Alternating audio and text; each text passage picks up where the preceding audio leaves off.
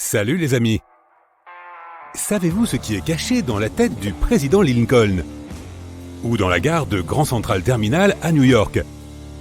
Aujourd'hui, je vais vous révéler des secrets sur les sites les plus connus d'Amérique dont vous n'avez sûrement jamais entendu parler.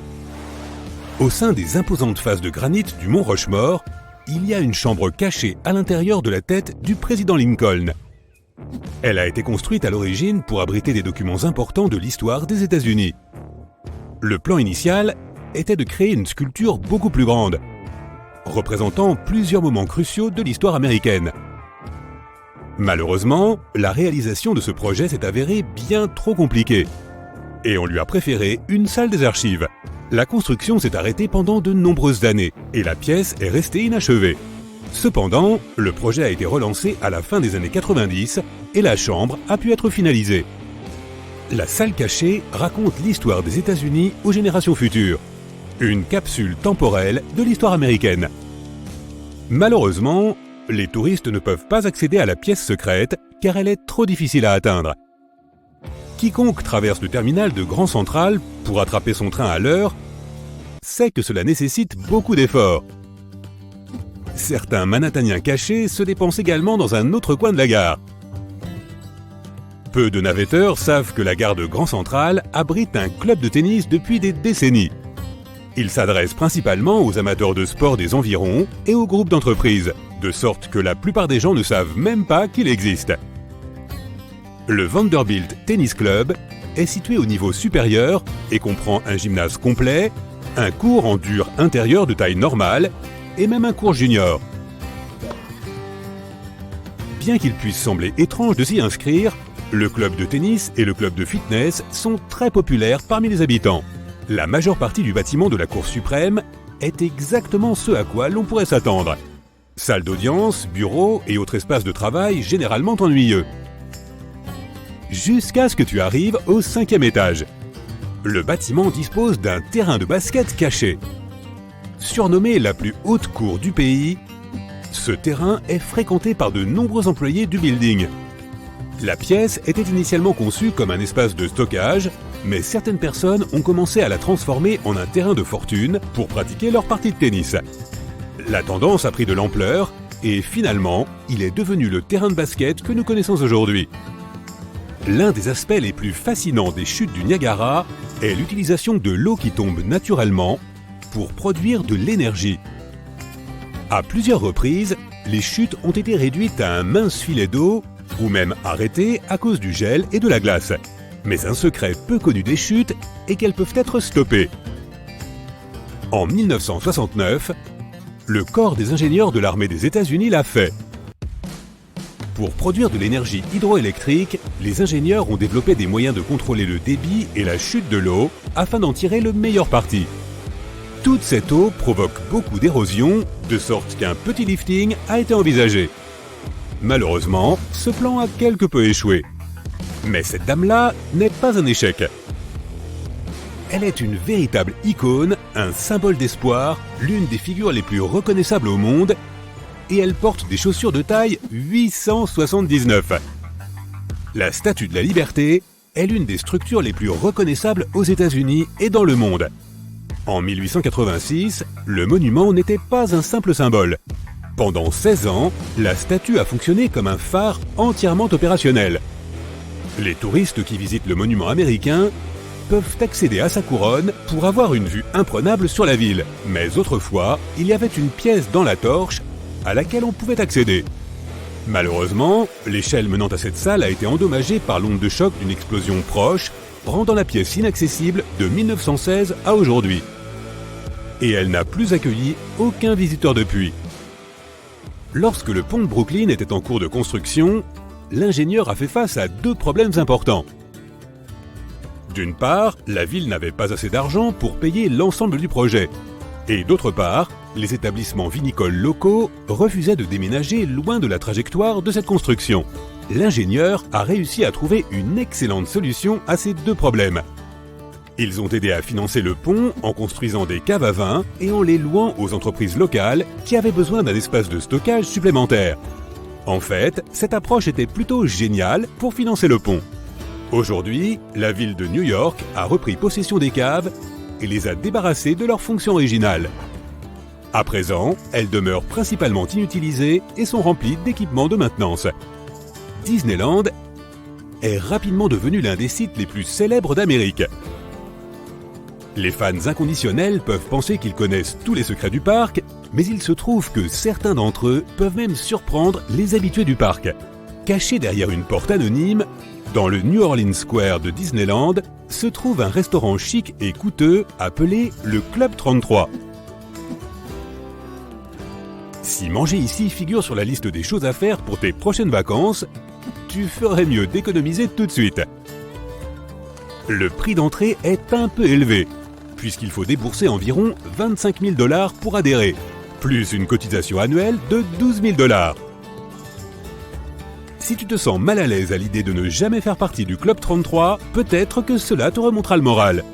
La liste d'attente peut s'étendre jusqu'à 14 ans, et même Walt Disney lui-même n'a jamais pu la voir de son vivant. Le Golden Gate Bridge était autrefois le plus long pont suspendu du monde. Cet exploit d'ingénierie de 2,7 km de long a été achevé en 1937. Si beaucoup de gens savent que le pont est constamment repeint, savais-tu que la couleur de la peinture, qui semble rouge, s'appelle en fait International Orange? Il est intéressant de noter que la couleur n'était qu'un après, mais qu'elle s'est avérée très visible à travers l'épais brouillard. Le plan initial pour la couleur du pont était d'être noir avec des rayures jaunes afin de maximiser sa visibilité pour les navires de passage. C'est une combinaison assez moche, je trouve. La plupart des personnes qui visitent le Lincoln Memorial sont impressionnées par sa taille et par la vue du miroir d'eau qu'il surplombe. Certains passent même tout leur temps à essayer de trouver la célèbre coquille gravée sur les murs. Dans la phrase « With high hope for the future », le sculpteur a épelé par erreur le mot « future » avec un « e » au lieu d'un « f ». Oui, ils ont bien essayé de la combler, mais la coquille est toujours visible. Visiter le Gateway Arch pour admirer la ville de Saint-Louis, c'est comme remonter dans le temps. La plupart des visiteurs ne savent pas que l'arche donne également un aperçu de sa construction. Bâtie pour résister aux tremblements de terre et aux vents violents, l'arche peut bouger et se plier jusqu'à 50 cm en cas de vent violent. L'arche est le plus haut monument national des États-Unis, avec ses 192 mètres. Peu de gens réalisent qu'elle fait également 192 mètres de large. C'est impressionnant. Le plus curieux dans cette construction spectaculaire n'est pas seulement son histoire, mais le fait qu'elle renferme aussi l'histoire de plus de 600 000 personnes de Saint-Louis. Sous l'hôtel de luxe Waldorf Astoria se trouve une plateforme isolée appelée Track 61 qui fait partie du terminal de Grand Central. Un wagon qui semble avoir été conçu pour le président Franklin Delano Roosevelt a été abandonné dans la station pendant des décennies avant d'en être retiré. Ce wagon privatif avait pu se garer dans la station souterraine où il pouvait aller et venir à l'abri du regard du public. Malheureusement, ce wagon s'est avéré ne servir qu'à transporter des pièces de matériaux de construction, ce qui est loin d'être aussi cool que de transporter un président. La Liberty Bell présente l'une des réparations les plus célèbres de l'histoire. Enfin, il s'agit plutôt d'un manque de réparation. La cloche a été testée, fendue et réparée dès sa réception. Et les choses n'ont fait qu'empirer à partir de là. Après près de 90 ans d'utilisation, une fissure étroite a été observée dans la Liberty Bell dans les années 1840.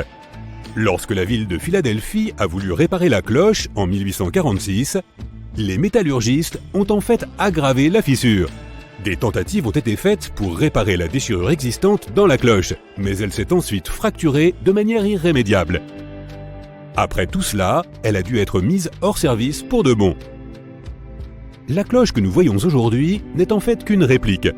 Aucune personne vivante aujourd'hui n'a entendu le son réel et original de la cloche. C'est tout pour aujourd'hui. Et les amis, rappelez-vous qu'on apprend quelque chose de nouveau chaque jour avec Sympa. L'Antarctique est le continent le plus isolé de la planète. Il renferme 90% de la glace du monde, mais il est considéré comme un désert car les précipitations annuelles n'y dépassent pas 300 mm. Difficile de croire que c'est un désert rien qu'en le regardant, puisqu'il est blanc et plein d'animaux sauvages. Mais l'Antarctique n'est pas seulement ce qu'il semble être en surface, car tant de choses sont cachées en dessous, et même au-dessus. L'Atlantide a longtemps été un mystère pour l'humanité. A-t-elle jamais existé? Et si oui, où était-elle située? L'une des théories soutient que la civilisation atlante aurait pu prospérer et s'épanouir sur le continent antarctique lorsqu'il n'était pas encore recouvert de glace. En raison des ères cycliques de la Terre, c'est-à-dire l'alternance de périodes de glaciation et de périodes interglaciaires, on pense que l'Antarctique a été à une époque une forêt tropicale. Et une récente photo de Google Earth a permis de découvrir des ruines intéressantes, enfouies profondément dans le lit d'un lac du continent blanc. On ne sait pas exactement à quelle civilisation appartenaient ces vestiges, mais certains experts pensent qu'il pourrait s'agir de l'Atlantide. Ces lacs gelés de l'Antarctique renferment encore bien d'autres choses dans leur profondeur. Dans les années 1970, les scientifiques ont été surpris de trouver de grands lacs sous les plaques de glace du continent gelé. On pense que plus de 400 lits de lacs existent sous les couches de glace. Le lac Vostok, par exemple, le plus grand lac sous-glaciaire, y est enfoui sous 3 km d'épaisseur de glace. Des grottes de glace bleue immaculée s'y cachent aussi. L'eau de ces lacs reste liquide grâce au faible niveau de chaleur géothermique provenant du noyau de la Terre. Et les scientifiques pensent que certains lacs ont environ 15 millions d'années. Parmi les phénomènes uniques qui se produisent sur le continent, l'Antarctique abrite une chute d'eau extrêmement bizarre. En 1911, un géologue australien s'est interrogé sur ce qu'on appelle les chutes de sang. Il était très perplexe devant ce flot de liquide rouge qui se déversait d'une petite colline parmi les glaces de l'Antarctique. Après des années d'études, on a compris que la cause de cette coloration était la forte teneur en fer de l'eau. La dernière pièce du puzzle s'est emboîtée lorsque les scientifiques ont découvert qu'il y avait à proximité un lac souterrain dont l'eau était remplie de fer oxydé qui était à l'origine des chutes de sang. En parlant de mystère, cette photo peut être assez déroutante. Pourquoi diable quelqu'un aurait-il besoin de retirer de l'argent en Antarctique? Eh bien, faisons d'abord un petit point historique. En 1956, les États-Unis ont fondé la station de recherche McMurdo, qui reste à ce jour le plus grand centre scientifique du continent.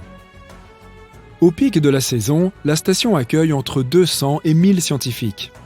Et ces personnes ont besoin d'argent pour acheter du café, des pizzas et d'autres choses pour répondre à leurs besoins quotidiens.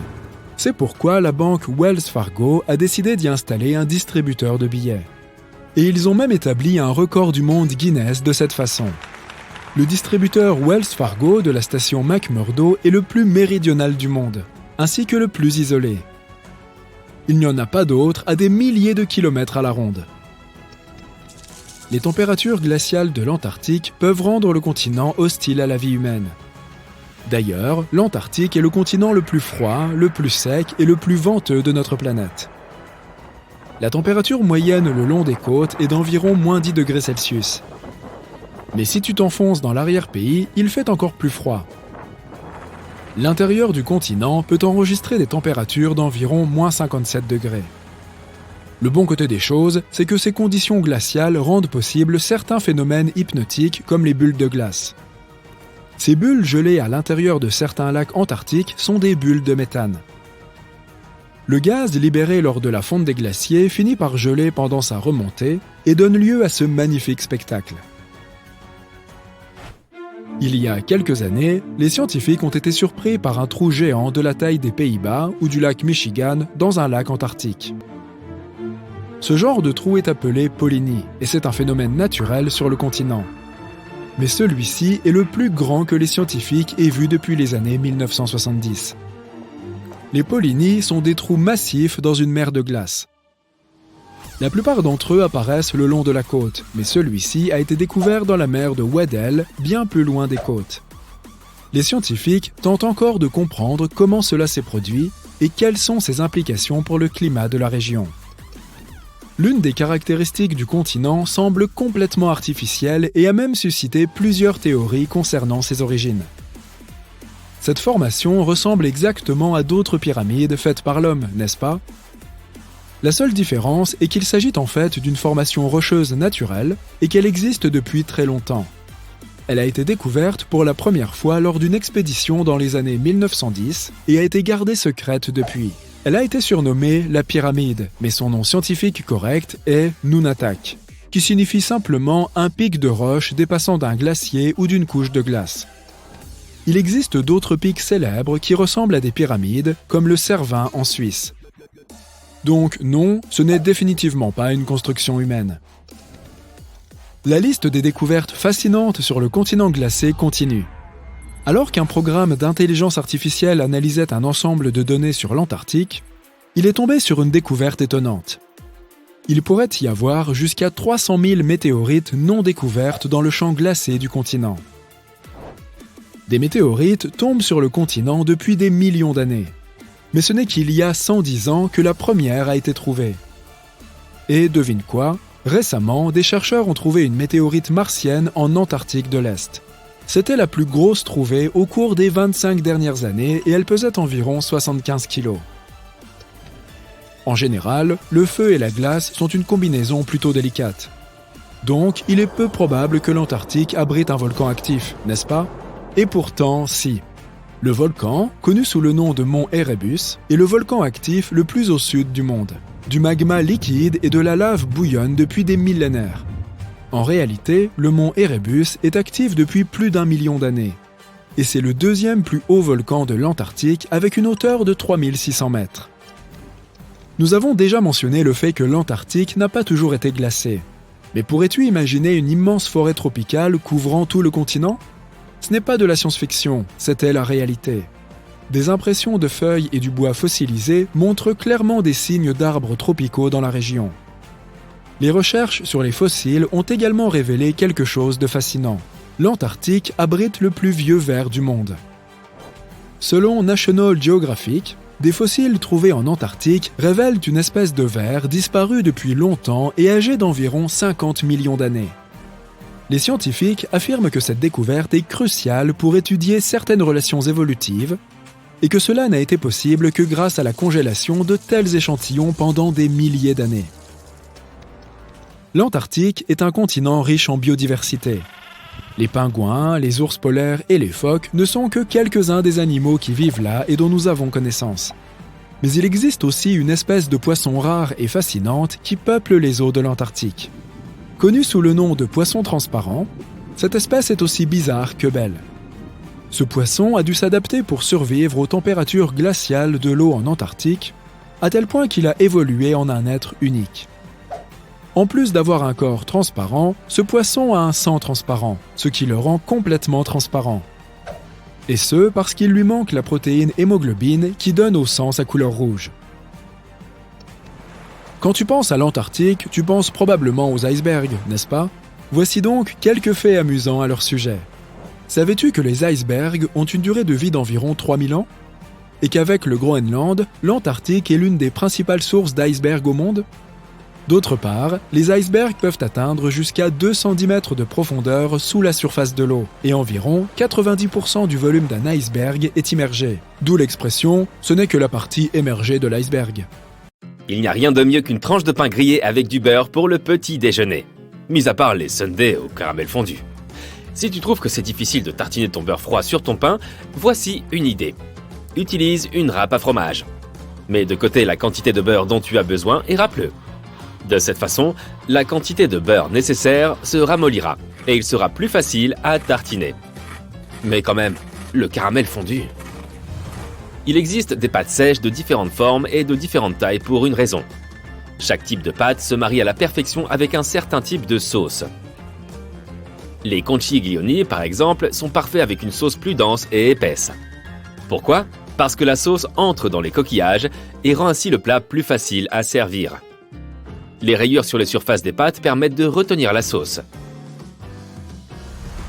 Si jamais tu brûles tes biscuits, et zut, tu peux les récupérer avec ta bien-aimée râpe à fromage. Il suffit de râper les parties brûlées une fois les biscuits enlevés de la plaque du four. Mais attention, attends qu'ils aient refroidi.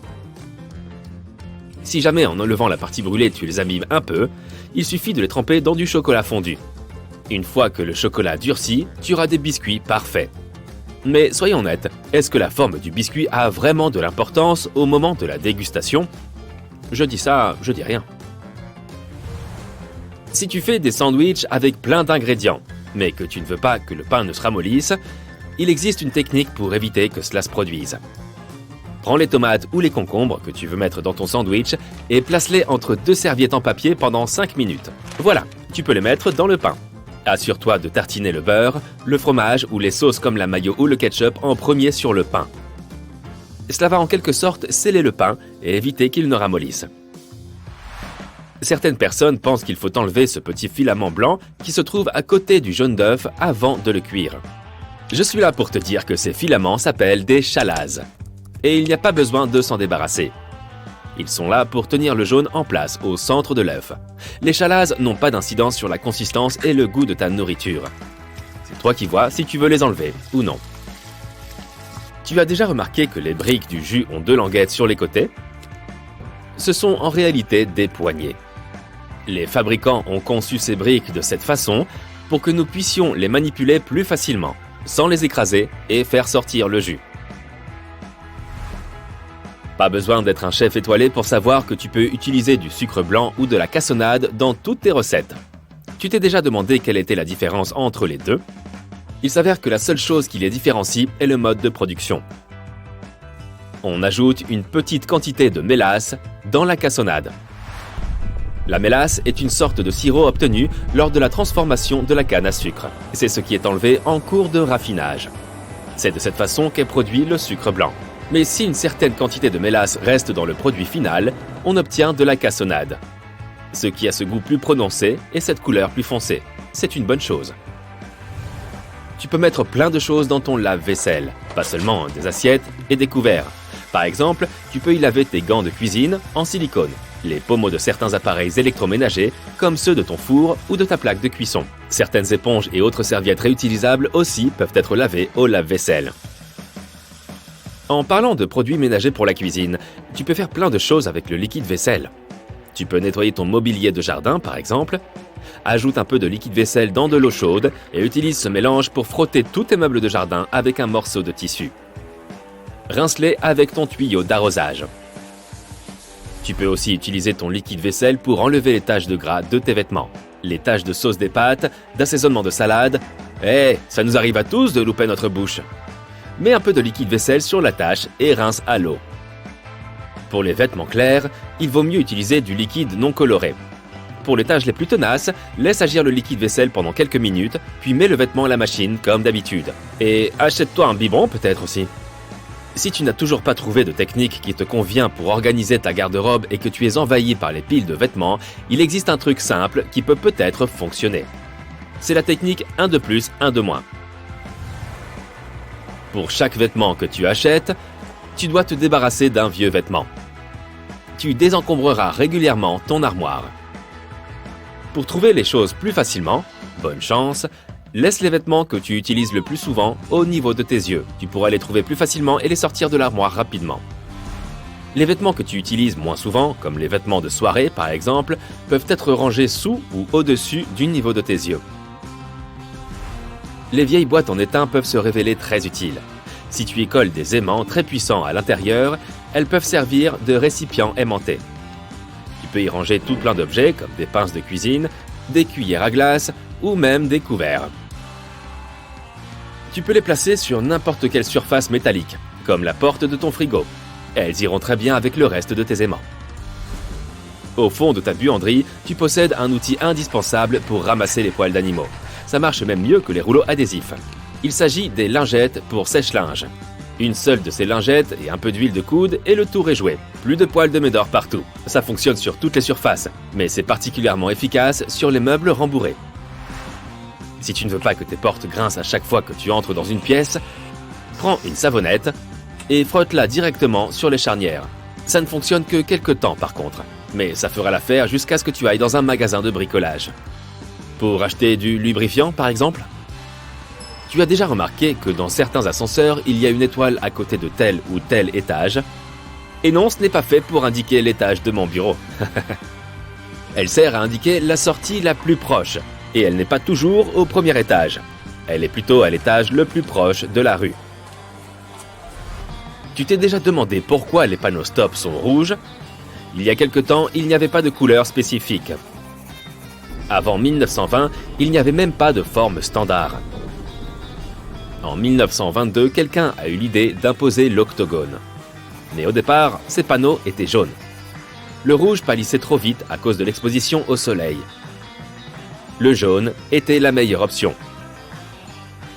Ce n'est que 30 ans après que la peinture émail plus résistante a été inventée. C'est alors que la couleur des panneaux stop est devenue rouge. Après tout, c'est la meilleure couleur si l'on veut que quelque chose se repère facilement. Savais-tu qu'il existe une typologie de rosier qui pousse plus haut qu'un homme? Selon le Guinness des records, le plus haut rosier qui ait jamais existé se trouve à Vienne. Et il mesure plus de 8,50 m de haut. Oui, ce rosier a osé. Comme nos empreintes digitales qui sont uniques, il n'existe pas deux tigres avec les mêmes rayures. C'est comme ça que les personnes qui travaillent avec ces gros félins les distinguent les uns des autres. Je parie que tu ne savais pas que la Maison Blanche a son propre fleuriste au sous-sol. Ce commerce s'occupe des ornements pour tous les événements organisés à la Maison Blanche. On sait bien que la pizza est devenue un élément de base de la cuisine américaine malgré ses origines italiennes. Ce plat est tellement apprécié que les Américains achètent 350 parts de pizza chaque seconde. Personnellement, je trouve que je n'en mange pas assez. Afin de répondre à l'incroyable demande, environ 17% de tous les restaurants des États-Unis sont des pizzerias. Il existe une technique pour faire de la limonade sans que les graines de citron ne se retrouvent dans ton verre. Coupe le fruit en deux et essaye de le presser avec des pinces de cuisine. La partie pointue de la moitié du citron doit être placée vers le bas. Le jus va couler, mais les graines resteront dans le citron. De la limonade. C'est bon ça avec de la pizza. Jouons un petit jeu de devinette. Je vais citer les sites touristiques qui figurent sur ta liste de choses à faire avant de mourir. Machu Picchu, le Colisée, Petra, le Taj Mahal. Ai-je au moins trouvé l'un d'entre eux? Je dois avouer que j'étais en train de les choisir de la liste des 7 nouvelles merveilles du monde. Cette liste a été officiellement achevée en 2007, après un vote mondial. Qu'est-il advenu de l'ancienne liste? Elle a été établie au IIe siècle avant notre ère. Et il ne reste de cette liste qu'un seul site. Les pyramides de Gizeh. Fais tes valises. Nous partons au Pérou, où se trouve le majestueux Machu Picchu. Lorsqu'il a été découvert en 1911, son explorateur pensait avoir trouvé la cité perdue des Incas. Plusieurs décennies plus tard, il s'est avéré qu'il ne s'agissait pas de la même ville. En outre, 3 familles de fermiers y vivaient encore, de sorte qu'on ne pouvait pas vraiment parler de cité perdue et oubliée. Il n'est pas étonnant qu'on s'y plaise tant. Les pierres qui composent les bâtiments sont taillées avec une telle précision et s'emboîtent si étroitement qu'il est impossible d'y glisser une carte de crédit. Cela a permis à la ville d'échapper à de graves tremblements de terre qui sont fréquents à cet endroit. Les bâtiments dansent sous l'effet des secousses et se remettent en place. Et grâce à la façon dont ils sont disposés, tu peux voir le soleil se lever ou se coucher juste derrière les pics principaux. Les jours importants pour les Incas. Plus de la moitié, 60% de toutes les constructions du Machu Picchu ont été réalisées sous terre, de sorte qu'on ne peut même pas les voir. Le plus beau, c'est qu'il reste encore des choses à découvrir si tu veux inscrire ton nom dans l'histoire. Notre prochaine étape se situe dans la péninsule du Yucatan au Mexique. Le puissant Chichén Itzá se dresse ici depuis plus de 1500 ans. La structure comporte exactement 365 marches. Tu pourras les compter lors de ta prochaine visite, si tu ne me fais pas confiance. Les Mayas, qui ont construit l'ensemble, étaient passionnés d'astronomie. Il n'est donc pas surprenant qu'ils aient construit autant de marches qu'il y a de jours dans l'année. De plus, si tu te trouves ici au moment de l'équinoxe de printemps ou d'automne, tu remarqueras que les ombres projetées par le soleil couchant donnent l'impression qu'il y a un serpent qui descend les marches. Le serpent à plumes était l'une des principales divinités de l'ancien Mexique. Chichén Itzá a été un centre urbain très actif. Il a connu des hauts et des bas. Et à l'arrivée des Espagnols, au XVIe siècle, il était pratiquement abandonné. Les premières photos que nous avons de l'endroit datent de la fin du XIXe siècle. On dirait que la pyramide en terrasse était beaucoup plus végétalisée en 1892. La seule source d'eau douce dans ce climat sec était constituée par les cénotes, ou dolines remplies d'eau. Il y a 4 cénotes visibles, et la pyramide du temple se trouve probablement au sommet d'un autre cénote. Les archéologues recherchent des tunnels pour y pénétrer. Pour voir notre prochaine merveille, tu dois être prêt à partager avec environ 15 000 autres. C'est le nombre de personnes qui visitent chaque jour la statue du Christ Rédempteur. La statue se trouve au-dessus de la montagne Corcovado et pèse environ 635 tonnes. Il n'a pas dû être facile de la soulever jusqu'ici. En fait, elle a été livrée en plusieurs parties. Un sculpteur français, Paul Landowski, a réalisé plusieurs pièces de la future sculpture en argile. La tête et les mains ont été réalisées en taille réelle, et le corps a été agrandi sur place. Les parties de la statue ont été découpées en cubes, puis coulées dans du béton et assemblées. Les ouvriers préparaient le ciment sur place et transféraient tous les outils par un petit chemin de fer à crémaillère que les touristes utilisaient pour monter la colline.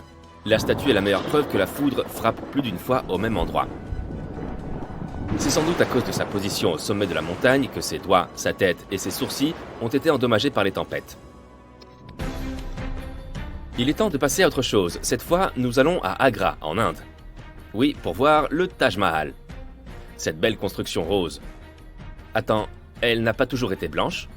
Le Taj Mahal change de couleur en fonction de l'heure. Il est rose pâle ou gris nacré au lever du soleil, blanc cristallin à midi, et le coucher du soleil le peint en orange bronze. Le soir, il peut même sembler d'un bleu translucide. Et ce n'est pas la seule illusion d'optique. Lorsque l'on se dirige vers la porte principale, le bâtiment semble gigantesque. Mais plus on s'en approche, plus il paraît petit. Les minarets, ou tours, des deux côtés, peuvent sembler parfaitement droits. Mais en réalité, ils penchent vers l'extérieur.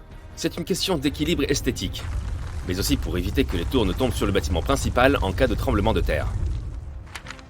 Pour une construction achevée au XVIIe siècle, le Taj Mahal a l'air comme neuf. C'est parce qu'il bénéficie régulièrement d'une journée de spa.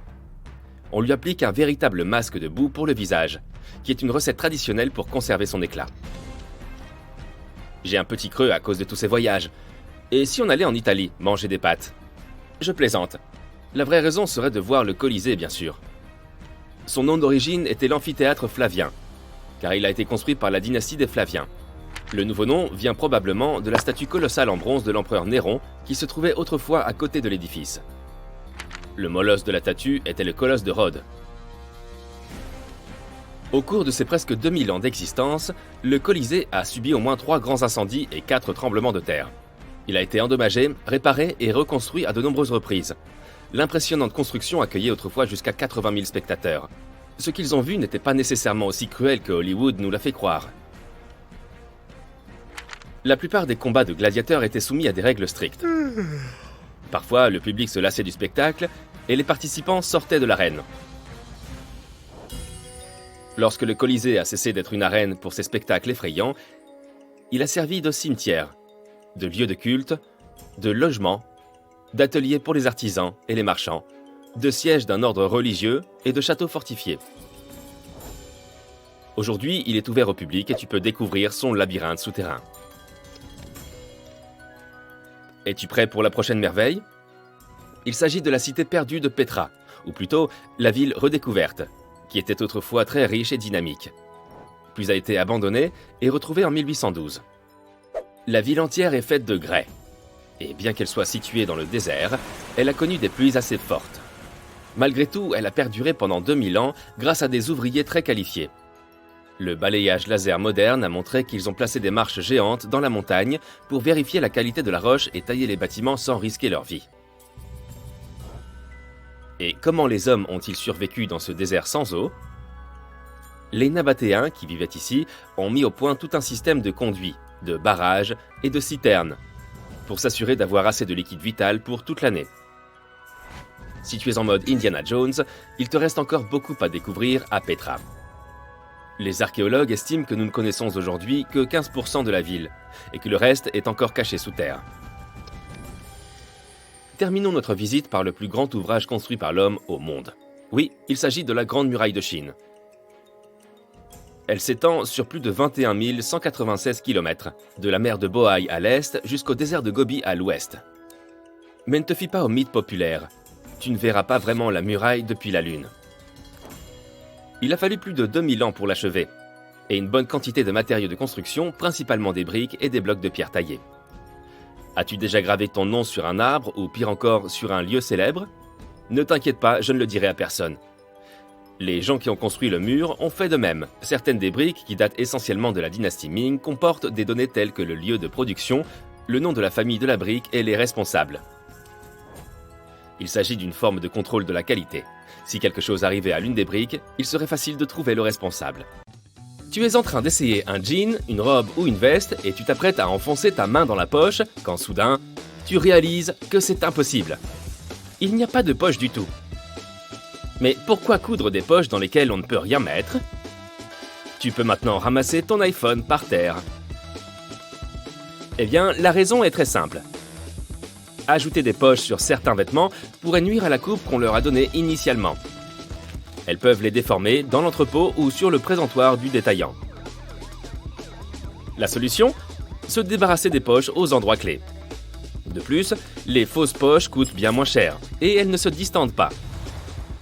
Cette pratique curieuse remonte au XVIIe siècle. À cette époque, les poches étaient amovibles. Elles étaient comme de petits sacs et les femmes, par exemple, pouvaient les faire passer d'une tenue à l'autre. Malheureusement, c'était aussi très pratique pour les pickpockets. Rien de plus simple que de s'emparer de ces poches. Ensuite, les vêtements ont évolué. Et on a commencé à y coudre de minces poches au lieu de ces sacs détachables. On pensait que cela embellissait la silhouette. Mais bientôt, des jupes plus étroites sont apparues. Et les poches sont passées à la trappe. Les gens ont commencé à utiliser des sacs à main à la place. Aujourd'hui, la plupart des poches sont réelles, mais les fausses n'ont pas complètement disparu.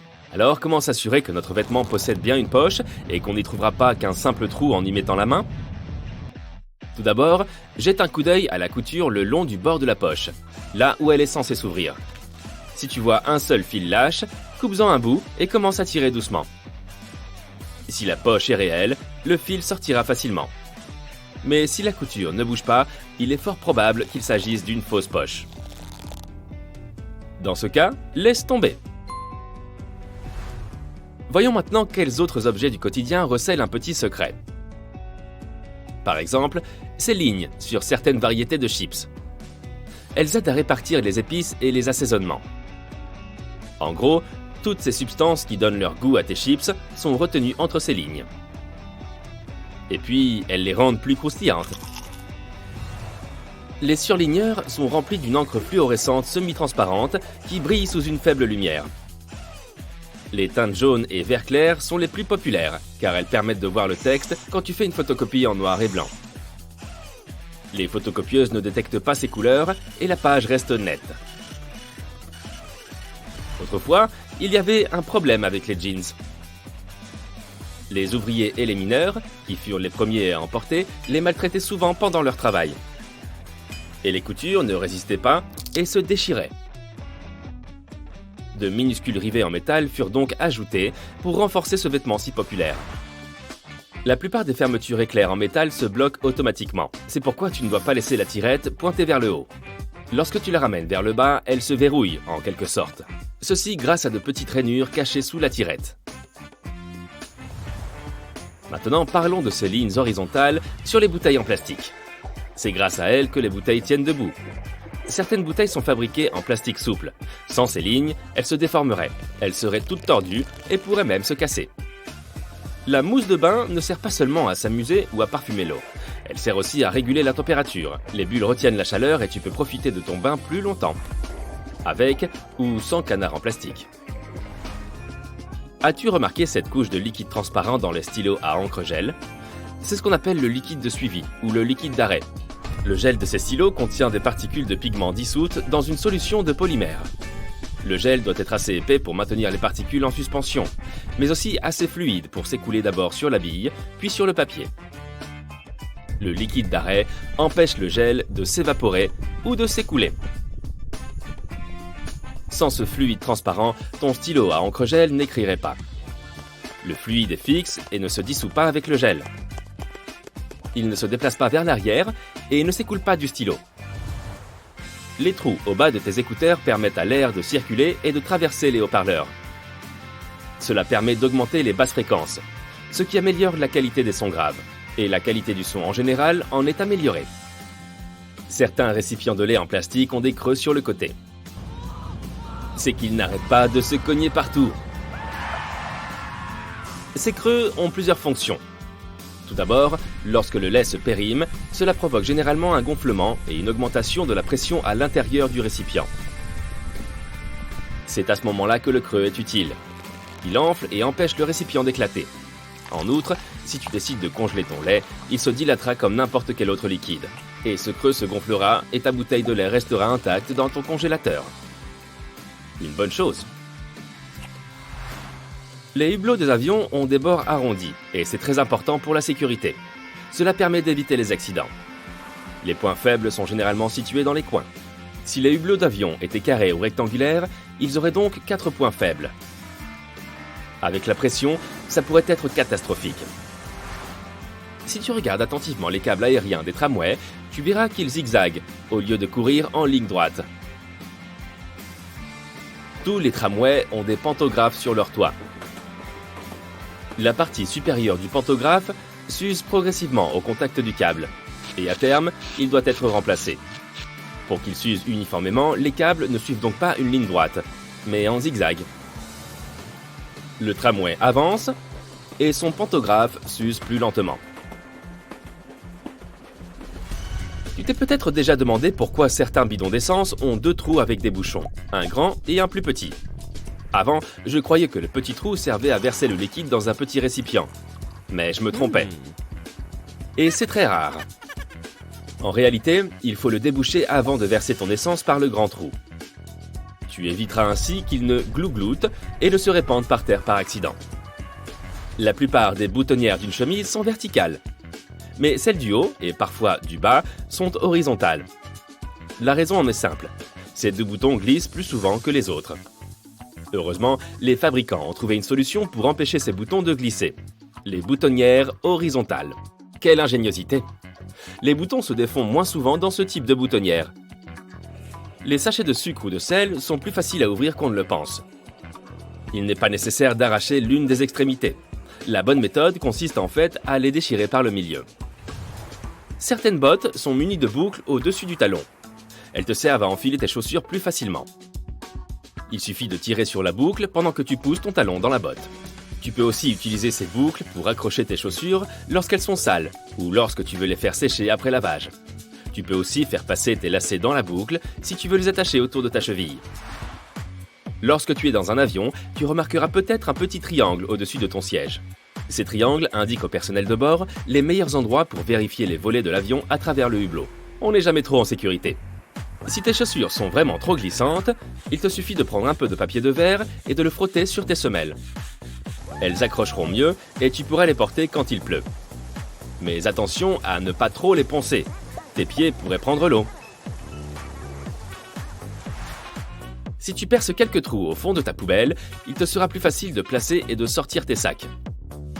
L'air circulera mieux et ne les retiendra plus. Tu trouveras généralement du gel de silice dans les sacs, les chaussures et beaucoup d'autres choses que tu achètes. Ce gel absorbe l'excès d'humidité. Ne jette pas ces sachets. Chaque fois que tes chaussures sont mouillées, mets-en quelques-uns à l'intérieur. Les thermos n'ont pas été inventés pour que ton café reste chaud. Ils ont été conçus par un scientifique écossais qui voulait conserver ses produits chimiques à une température stable. Il a donc pris 2 bouteilles, a mis la plus petite à l'intérieur de la plus grande et a retiré l'air entre les deux. Mais c'est quand même pratique pour les pique-niques. Des frites dorées mythiques à la machine à glace en panne, voici 10 secrets que l'industrie de la restauration rapide ne veut vraiment pas que tu connaisses. Ah, les nuggets de poulet. Ces croquettes dorées et croustillantes que l'on trouve dans les chaînes de restauration rapide. Aujourd'hui, elles figurent même au menu des cantines scolaires. Et si je te disais qu'en réalité, elles ne sont pas uniquement composées de poulet? Des chercheurs ont prélevé des échantillons de nuggets de poulet dans les chaînes de restauration rapide au hasard et les ont analysés. Selon les conclusions de l'étude, un échantillon ne contenait que 40% de viande et un autre 50%. Le reste, eh bien, on trouve aussi et surtout de la graisse, du tissu cellulaire et des fragments d'eau dans les nuggets. De nombreuses entreprises de restauration rapide réduisent la viande en bouillie en ajoutant ces éléments. Ils forment ensuite mécaniquement des boules de morceaux de poulet. Pourquoi? Peut-être parce que cette méthode est moins chère et plus rentable. Des millions de restaurants dans le monde affichent des nuggets à leur menu. D'un point de vue scientifique, on ne peut pas affirmer que tous les nuggets sont fabriqués de cette manière, mais de nombreuses études le suggèrent. Plus la viande est transformée, plus elle perd ses bonnes propriétés, comme la vitamine B6 et B12. L'amère vérité est que les entreprises ajoutent des substances, comme le sodium, à la préparation mixée. Le sodium est ajouté pour améliorer la saveur. C'est l'un des ingrédients qui rend les nuggets si succulents. Notre corps a besoin de sodium, mais pas en trop grande quantité. Malheureusement, la plupart des aliments industriels contiennent plus de sodium que notre organisme ne peut en supporter. Il est donc préférable d'éviter de manger trop souvent ce type de plat. Les chaînes plongent en outre leurs nuggets dans de la pâte à frire tempura et les font cuire dans de l'huile hydrogénée. Ce n'est pas non plus une bonne chose pour la santé, mais c'est ainsi qu'ils obtiennent cette jolie teinte dorée. Ok, on met des ingrédients supplémentaires dans les nuggets, mais alors qu'en est-il du poulet grillé? Ces dernières années, de nombreuses marques ont mis l'accent sur le poulet grillé en le présentant comme une alternative plus saine. Des recherches ont également été menées sur le poulet grillé. La même méthode a été appliquée ici. Il s'agit de prélever des échantillons de poulet auprès d'enseignes emblématiques de la restauration rapide et de les envoyer à des laboratoires pour les analyser. Les résultats montrent que les entreprises induisent les consommateurs en erreur en vantant les mérites de ces produits en les qualifiant de sains, naturels et composés à 100% de blanc de poulet. En réalité, plusieurs éléments sont ajoutés à la viande pour la rendre tendre et juteuse. En outre, ces additifs facilitent la cuisson de la viande, sa congélation, son transport et son réchauffage ultérieur en évitant une trop grande perte de moelleux. L'inconvénient de tous ces additifs, c'est qu'ils affectent la valeur nutritionnelle du blanc de poulet. Ces ingrédients ne sont pas franchement sains pour la santé. Nous devons surtout faire attention à 3 points. Le premier est évidemment le sodium. Les échantillons de fast-food contenaient 7 à 10 fois plus de sodium que le blanc de poulet cuisiné à la maison. Imaginons que tu as envie d'un cheeseburger, mais que tu te dises non, et que tu essaies de choisir un menu moins dangereux. Sache que certains sandwichs au poulet contiennent la même quantité de sodium, voire plus qu'un cheeseburger accompagné de frites moyennes. La deuxième chose à laquelle il faut faire attention, ce sont les additifs phosphatés. Ces produits permettent aux protéines d'absorber plus d'eau. Cela signifie que la viande blanche du sandwich semblera plus juteuse. Tout mot contenant phos dans la section des ingrédients est un additif phosphaté, qu'il vaut donc mieux éviter. La dernière chose à proscrire est la présence de sucre et d'amidon, non seulement dans le poulet grillé, mais aussi dans la plupart des produits de restauration rapide. Je reconnais que c'est difficile à digérer. L'amidon de maïs, le sucre, le malt sont présents dans le blanc de poulet grillé. Les pains à burger et même certaines frites contiennent également du sucre. Partout où je regarde, il y a du sucre. Mais pas le poulet cuisiné à la maison qui ne contient aucun gramme de glucides, mais les échantillons de l'étude contenaient du sucre ajouté qui représentait jusqu'à 10% des calories contenues dans le blanc de poulet. Quelle est la morale de cette histoire? Si tu es soucieux de ta santé, tu devrais vraiment choisir d'autres options. Des entreprises comme KFC et Coca-Cola gardent leurs recettes secrètes. Aucune société ne souhaite partager les ingrédients qui rendent sa marchandise irrésistible. Mais avec quelques recherches, on peut déchiffrer bien des choses. Tu veux connaître le secret des frites de McDonald's? C'est écrit sur leur site web. Ils ajoutent de l'arôme de bœuf à l'huile de friture. Cela peut paraître bizarre, mais apparemment, c'est une pratique connue des chefs et des restaurants. La graisse de canard est également utilisée comme arôme, par exemple dans les restaurants haut de gamme. J'adore tout particulièrement les frites, c'est pourquoi j'ai ajouté une autre information. Malheureusement, elles sont encore plus salées que ce que nous pensons. Les experts estiment qu'un adulte ne devrait pas consommer plus de 2300 mg de sodium par jour. Devine la teneur en sodium des grandes frites de McDo, au moins 400 mg. Les frites classiques de Burger King en contiennent 732 mg. Et Five Guys les surpasse encore avec 962 mg de sodium. La prochaine fois, peut-être pourrais-tu demander aux employés d'y aller mollo sur le sel, tu ne crois pas? Imagine la situation, tu es pressé, mais ton ventre te dit « Donne-moi à manger, sinon je vais te mettre de très mauvaise humeur et te gâcher ta journée ». En quête d'une collation rapide, tu entres dans un fast-food. Tu commandes ton hamburger préféré. Il sent trop bon et a l'air de sortir du barbecue et d'être préparé à l'instant. Eh bien non, il existe juste différents types de grilles conçus à cet effet qui permettent de cuire la viande très rapidement. Désolé d'apporter de mauvaises nouvelles, mais ces marques de grilles parfaites sur ton hamburger ne proviennent pas de vrais accessoires de cuisine. C'est l'usine qui les ajoute. Si tu veux savoir si un restaurant est propre, regarde sous le bac à glace de la machine à soda dans les endroits où tu peux prendre ta propre boisson. Voilà, monsieur l'inspecteur, vous avez résolu l'affaire. Diverses études indiquent que si ces machines ne sont pas nettoyées correctement, la glace sale et contaminée peut provoquer des maladies. Il peut y avoir des moisissures ou des bactéries. Le nettoyage des machines à glaçons n'est pas chose aisée. Il en va de même pour les distributeurs de crème glacée. La rumeur veut que ces machines ne soient en fait jamais en panne, mais que les patrons ne trouvent simplement pas le temps de les nettoyer correctement. Alors, quel est le meilleur moment pour se procurer un vrai bon repas? Ici, il y a deux écoles, et elles ont toutes les deux de solides arguments.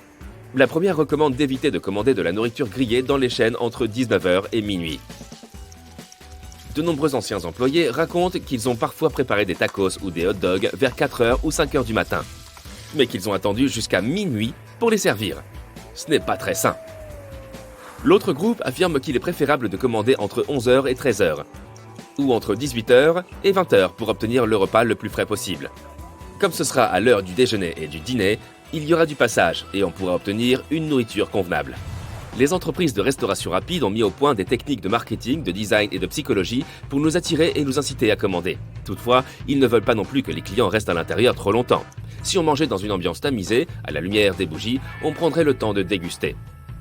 Mais comme son nom l'indique, dans les fast-foods, il faut aller vite. Ils ont des lampes de néon et un éclairage maximal. De même, les sols et les tables présentent des surfaces réfléchissantes qui donnent à la nourriture un aspect agréable et brillant. De plus, la musique est généralement forte et entraînante. Tout est fait pour que le client ne passe pas des heures dans ces établissements. Cependant, ils veulent exploiter au maximum les 20 premières minutes qui suivent la commande. Plus on mange vite, plus on met du temps à se sentir rassasié. Les scientifiques affirment qu'il faut environ 20 minutes à notre estomac pour informer notre cerveau. Bon, maintenant je suis rassasié. Il est agréable de manger dans un endroit bien propre, mais la plupart de ces entreprises utilisent des produits de nettoyage contenant des substances chimiques vraiment très puissantes. Supposons que le personnel ait nettoyé les lieux à la fin de son service. Ils ont essuyé la machine à soda et la surface du grill, et puis toi tu es arrivé à l'ouverture le lendemain. Il se peut que des résidus de produits chimiques se retrouvent sur ta nourriture, contrairement à d'autres clients qui se sont présentés plus tard dans la journée. Il est probable que ton veggie burger ne soit pas 100% végétarien. Je veux parler du grill, pas de la viande elle-même. Dans la plupart des chaînes, les hamburgers végétariens sont cuits sur le même grill que les hamburgers à base de viande. Et toi, as-tu des secrets sur les chaînes de restauration rapide que tu veux pas? Sais-tu quel est le troisième objet le plus brillant dans le firmament? Si tu as répondu la Station Spatiale Internationale, tu as tout juste. Et le plus cool, c'est que l'on peut s'inscrire à un programme spécial qui permet de recevoir un SMS chaque fois que la Station Spatiale Internationale passe au-dessus de notre tête. Et si cela se produit la nuit, on peut même la voir à l'œil nu. Mais il faut faire vite car la station est très rapide. Elle se déplace à une vitesse de plus de 8000 mètres secondes et fait le tour de notre planète toutes les 90 minutes. Si nous bougions à cette vitesse, on pourrait faire l'aller-retour sur la Lune en une journée. Cependant, l'ISS n'est pas l'objet le plus rapide construit par l'homme. Ce titre revient à la Parker Solar Probe, qui voyage autour de Vénus et du Soleil à une vitesse de plus de 692 000 mètres par heure. Les astronautes de l'ISS ont la chance de voir un lever et un coucher de soleil 16 fois par 24 heures. La Station Spatiale Internationale détient tous les autres records. C'est le plus grand objet fabriqué par l'homme dans l'espace. Elle mesure 110 mètres de long d'un bout à l'autre, ce qui correspond à peu près à la longueur d'un terrain de football. Elle pèse également environ 450 tonnes. 8 vaisseaux spatiaux peuvent s'amarrer à l'ISS en même temps. L'espace de travail et de vie de la station est plus grand qu'une maison de 6 chambres. Les astronautes disposent de 6 couchettes, d'une salle de sport, de 2 salles de bain et d'une magnifique baie vitrée offrant une vue à 360 degrés. Imaginons maintenant à quoi ressemblerait notre vie si nous étions astronautes à bord de la Station Spatiale Internationale. Pour commencer, tu pourrais y faire des choses super cool, comme lancer des boomerangs. Un jour, un astronaute a lancé un boomerang à l'intérieur de la Station Spatiale Internationale et celui-ci lui est revenu. Donc souviens-toi que même tant qu'il y a de l'air, même la pesanteur ne t'empêchera pas de t'amuser un peu. À bord de l'ISS, on n'est jamais gêné par les mauvaises odeurs. Une personne spécialement formée renifle tout ce que les astronautes emportent dans l'espace. C'est pour les protéger des odeurs désagréables. En effet, on ne peut pas vraiment aérer les lieux si on n'aime pas l'odeur qui règne à l'intérieur. C'est pourquoi la NASA est très attentive au type de senteur qu'elle laisse passer. Il faut également se débarrasser de ces vêtements après chaque utilisation. On les jette, on ne les lave pas. Le transport d'une simple charge de 1 kg jusqu'à la Station Spatiale Internationale coûte plus de 10 000 $. C'est pourquoi il est moins coûteux de jeter ces vêtements lorsqu'ils sont sales que de gaspiller de l'eau pour les laver. Lorsqu'on dort, il faut que l'air circule exceptionnellement bien autour de soi. Sinon, le dioxyde de carbone que l'on respire forme une bulle autour de notre tête et l'on manque d'oxygène. Mais comment faire à bord de l'ISS? Le sujet fait encore l'objet de nombreuses recherches dans l'espace. Car les astronautes de la station ne se contentent pas de réfléchir à la possibilité de futurs voyages dans l'espace, ils mènent aussi toutes sortes d'études sur les effets de la microgravité sur le corps humain. Oh, et à propos de microgravité, on pense souvent que dans l'espace, la gravité est nulle. D'où la pesanteur que ressentent les astronautes à bord de la Station spatiale internationale. Mais ce n'est pas tout à fait vrai. La gravité est l'une des forces les plus importantes qui existent dans l'univers. C'est grâce à elle que la Lune peut orbiter autour de la Terre et que le Soleil ne flotte pas loin de notre galaxie, la Voie lactée. Toutefois, les astronautes de l'ISS ne ressentent pas une complète apesanteur, mais une microgravité, ce qui signifie très faible gravité. La gravité terrestre à bord de la station spatiale n'est que 10 à 12% plus faible que celle à la surface de la planète. En revanche, les astronautes sont constamment en chute libre. Le vaisseau spatial, les personnes à l'intérieur et tous les objets à bord ne cessent de tomber vers l'avant. Pas vers le bas, mais autour de notre planète, en suivant une orbite spécifique. Et comme ils tombent tous ensemble, l'équipage et les objets à l'intérieur semblent flotter. C'est pourquoi les astronautes peuvent déplacer du bout des doigts des objets pesant jusqu'à plusieurs centaines de kilos. Même si la microgravité est souvent appelée apesanteur, il s'agit en fait de deux choses très différentes. Quoi qu'il en soit, pour rejoindre l'ISS, tu devrais porter une combinaison spatiale orange vif. Cette couleur, appelée International Orange, a la même teinte que la peinture qui recouvre la tour de Tokyo au Japon ou le Golden Gate Bridge à San Francisco. Mais une fois dans la vaste étendue de l'espace, tu troquerais l'orange pour le blanc-neige. En effet, la combinaison orange est équipée d'éléments qui peuvent aider les astronautes à survivre en cas de problème lors du lancement ou de l'atterrissage du vaisseau spatial. Par exemple, une combinaison citrouille classique est équipée de fusées éclairantes, de médicaments, de matériel de survie, d'une radio et d'un parachute. Quant au gros scaphandre blanc, il s'agit de combinaisons EVA, pour Extravehicular Activities, activités extravéhiculaires. Leur fonction est totalement différente de celle des combinaisons orange. Les astronautes enfilent une combinaison EVA lorsqu'ils effectuent une sortie dans l'espace. Cette tenue peut les protéger des conditions hostiles de l'espace, avec ses températures extrêmes et son quasi vide. En outre, la combinaison blanche peut empêcher les petits débris de blesser les voyageurs de l'espace. Au fait, sache que si tu voulais te gratter le nez en portant ta combinaison EVA, tu devrais utiliser un morceau de velcro placé à l'intérieur du casque. L'absence de gravité fait qu'éternuer à l'intérieur d'une combinaison spatiale est un grave problème. Si on doit absolument éternuer lors d'une sortie dans l'espace, il faut pencher la tête vers le bas et éternuer dans la poitrine. Sinon, il faudrait que la visière soit équipée de minuscules essuie-glaces. Dans l'espace, on voit souvent des flashs lumineux aléatoires, et ce ne sont pas des hallucinations. Les rayons cosmiques qui frappent le nerf optique produisent ce type d'effet. Sur Terre, on ne voit pas ce genre d'éclair, parce que la magnétosphère ne laisse pas les rayons cosmiques nous atteindre. Avant d'aller dans l'espace, il faut s'entraîner sous l'eau. C'est censé simuler l'apesanteur. Mais en fait, la sensation n'a rien à voir avec l'espace. L'objectif principal de cet entraînement est donc de voir comment les futurs astronautes peuvent faire face à des environnements extrêmes. Ensuite, pendant la période d'adaptation à l'espace, il se peut que tu te sentes, disons, bizarre. Environ 50 à 75% des astronautes présentent des symptômes très désagréables, tels que des vertiges, des maux de tête, des nausées et une fatigue générale. Heureusement, tout rentre dans l'ordre dans les 72 heures. Avant d'être choisi pour s'envoler vers l'espace, il faut affronter une compétition incroyablement difficile. La NASA n'accepte que 8 candidats sur 6000. En outre, le processus de sélection dure approximativement 18 mois. Une autre info, si tu avais le mal du pays lors d'une mission et que tu te mettais à pleurer, tes larmes ne couleraient pas le long de ton visage. Au lieu de cela, elles s'accumuleraient en d'épaisses gouttes de liquide autour de tes yeux, parce que la tension superficielle de l'eau les retiendrait ensemble. Oh, et n'oublie pas de t'attacher à quelque chose avant de t'endormir. Sinon, tu pourrais facilement flotter loin de l'endroit où tu t'es couché et te cogner contre une surface dure.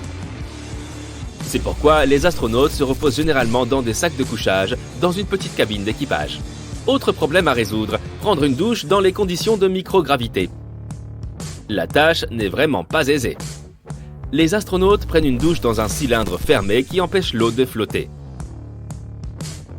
Ils utilisent un shampoing sans rinçage, s'aspergent d'eau pour rincer le savon et enfin utilisent un tuyau d'aspiration qui attire à l'intérieur toute l'eau restée sur leur corps. Il faudrait aussi s'habituer à un changement radical de régime alimentaire. Il y aurait 3 repas par jour, rien d'exceptionnel à cela. Mais au lieu de s'asseoir pour savourer ton repas, on flotterait. Ton repas se composerait d'aliments déshydratés et en conserve. Et il te faudrait beaucoup de temps pour le terminer, car tu devrais toujours faire très attention à ne pas laisser ta nourriture s'échapper en cours de route. Maintenant, imaginons que tu aies besoin d'une coupe de cheveux. Après tout, tu vas passer pas moins de 6 mois à bord de l'ISS. Pour changer de look, il faudrait utiliser des tondeaux spéciales équipées d'un aspirateur. Imagine que tu sois un détective de l'art et que ta mission consiste à explorer les mystères qui se cachent derrière les tableaux les plus célèbres du monde. On parle des œuvres de Léonard de Vinci, Michel-Ange ou encore Picasso. N'oublie pas ta loupe, car ton aventure est sur le point de commencer. La première ville sur ta liste est Rome. Après avoir dégusté de délicieuses pâtes, tu te diriges vers la chapelle Sixtine, qui abrite le plafond le plus célèbre du monde. As-tu déjà entendu dire que Michel-Ange avait peint les fresques en étant allongé ? Ce n'est qu'un mythe. En réalité, le peintre a créé un système complexe de plateformes lui permettant de peindre debout. Tu es en train d'admirer la création d'Adam, qui est la fresque du milieu. L'artiste italien était connu pour sa connaissance précise de l'anatomie humaine. Les experts en art affirment que la partie droite du tableau est une représentation anatomiquement correcte d'un cerveau agrandi. Pour le vérifier, tu essaies de superposer une image de l'organe et de l'œuvre d'art. Cela semble correspondre. Le cervelet, le nerf optique et la glande pituitaire sont tous là. Même le truc flottant en forme de foulard vert semble correspondre à l'artère vertébrale. Certains chercheurs pensent que c'est la façon dont Michel-Ange a dépeint la connaissance et la sagesse, mais tu as besoin d'une nuit de sommeil pour t'en faire une idée définitive. Le lendemain, tu attrapes un train et arrives à Florence. Le temps de déguster une glace à l'italienne, puis tu te rends directement à la galerie Accademia. L'une des sculptures les plus célèbres du monde t'attend à l'intérieur, le David de Michel-Ange. Ce David est une merveille de marbre de 5 mètres de haut. Il a été sculpté pendant environ 3 ans. Le mystère qui l'entoure consiste à découvrir la véritable expression de la statue. En la regardant d'en bas, tu peux te dire que son visage est serein et paisible.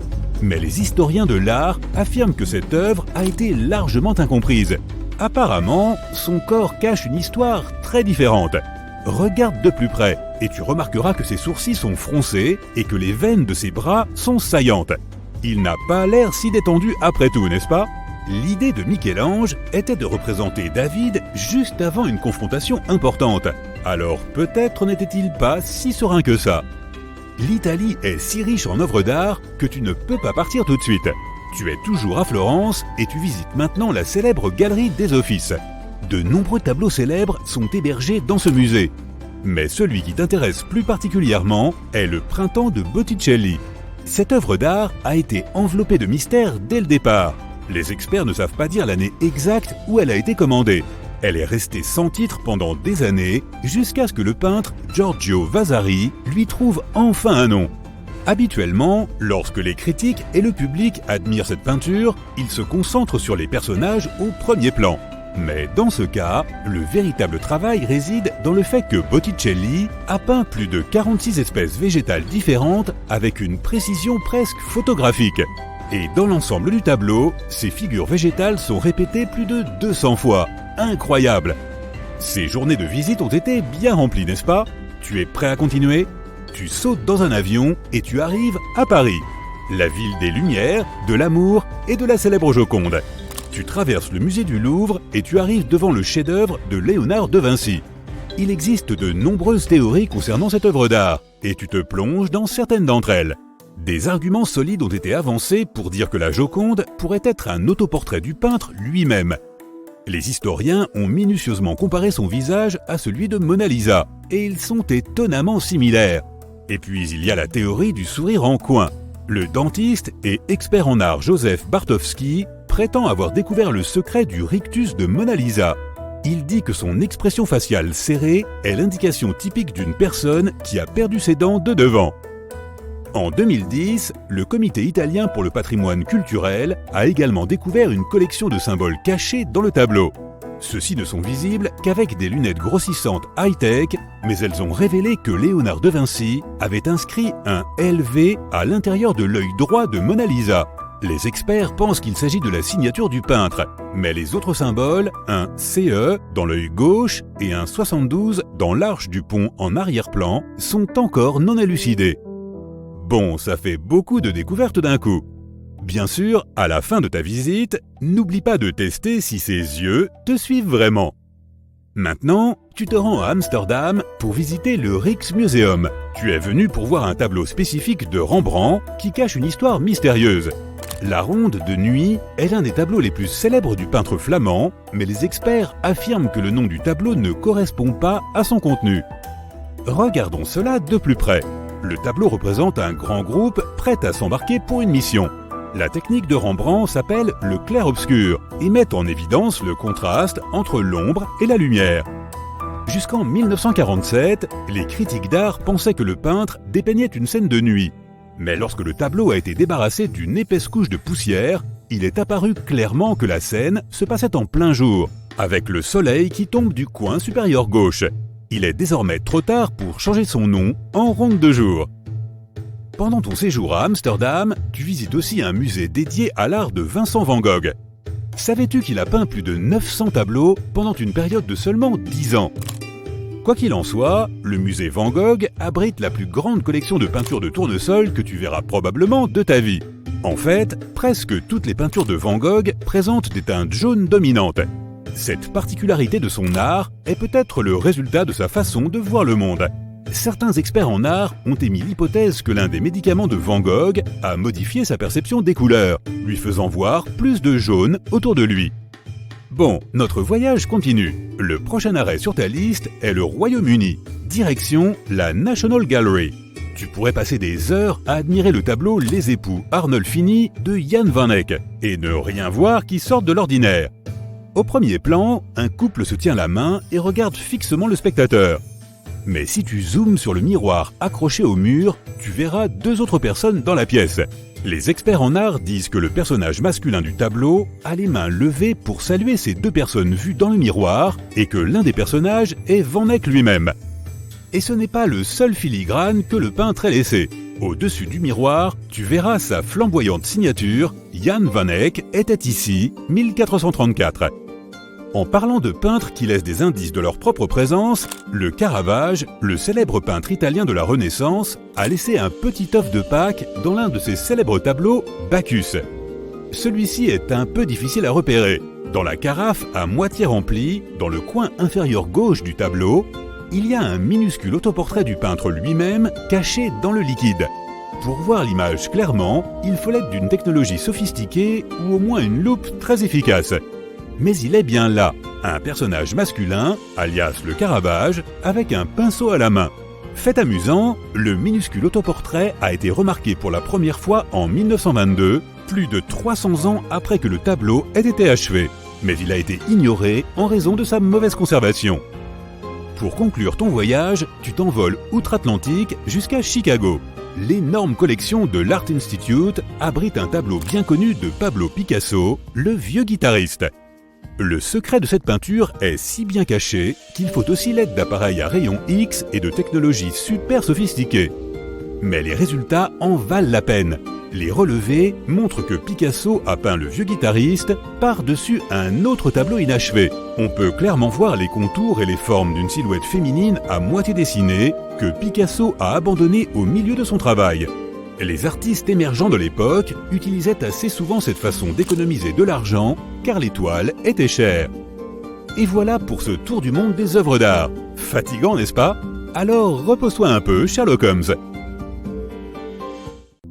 Les touristes les visitent quotidiennement et cherchent forcément à faire le selfie parfait avec les plus belles attractions du monde en arrière-plan.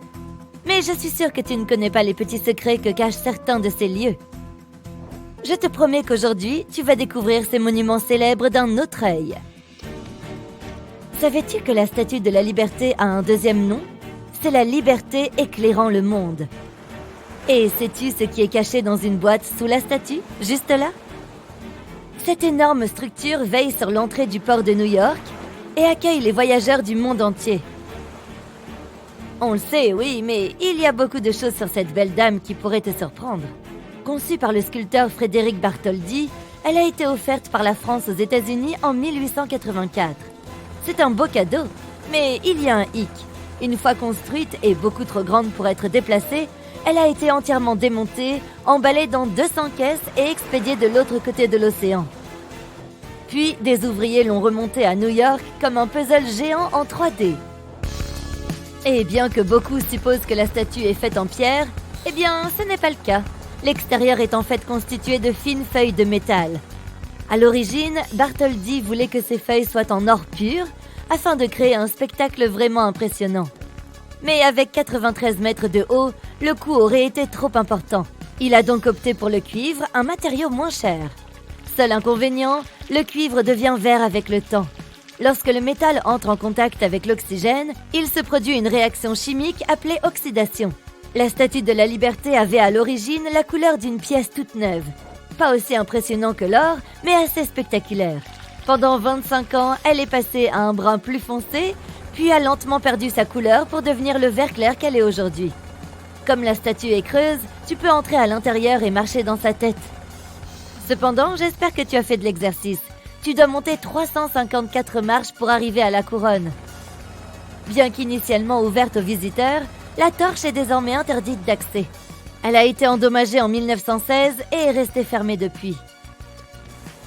Mieux vaut éviter de la visiter lorsque le temps est mauvais. En cas de vent violent, la Statue de la Liberté oscille jusqu'à 8 cm, tandis que la torche peut bouger jusqu'à 13 cm. Je deviendrai aussi vert que la statue elle-même. Oh, et elle est frappée par près de 600 éclairs chaque année. C'est surprenant, je sais. Il y a aussi une boîte secrète cachée sous la statue. Elle contient une copie de la Constitution des États-Unis, 20 médailles en bronze et un portrait du concepteur de la statue.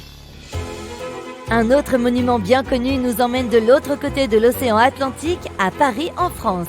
Il s'agit de la Tour Eiffel. Et même si elle est appréciée de nos jours, savais-tu que le public l'a détestée tellement qu'elle a failli ne jamais être construite?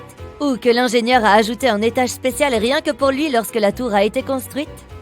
L'ingénieur Gustave Eiffel l'a construite pour l'exposition universelle en 1889. Avec ses 300 mètres de haut, elle est aussi haute qu'un immeuble de 81 étages. Une fois terminée, c'était la plus haute structure humaine du monde et elle en est restée la plus haute pendant 41 ans jusqu'à la construction du Chrysler Building à New York. Avant sa construction, le public a eu un aperçu des plans.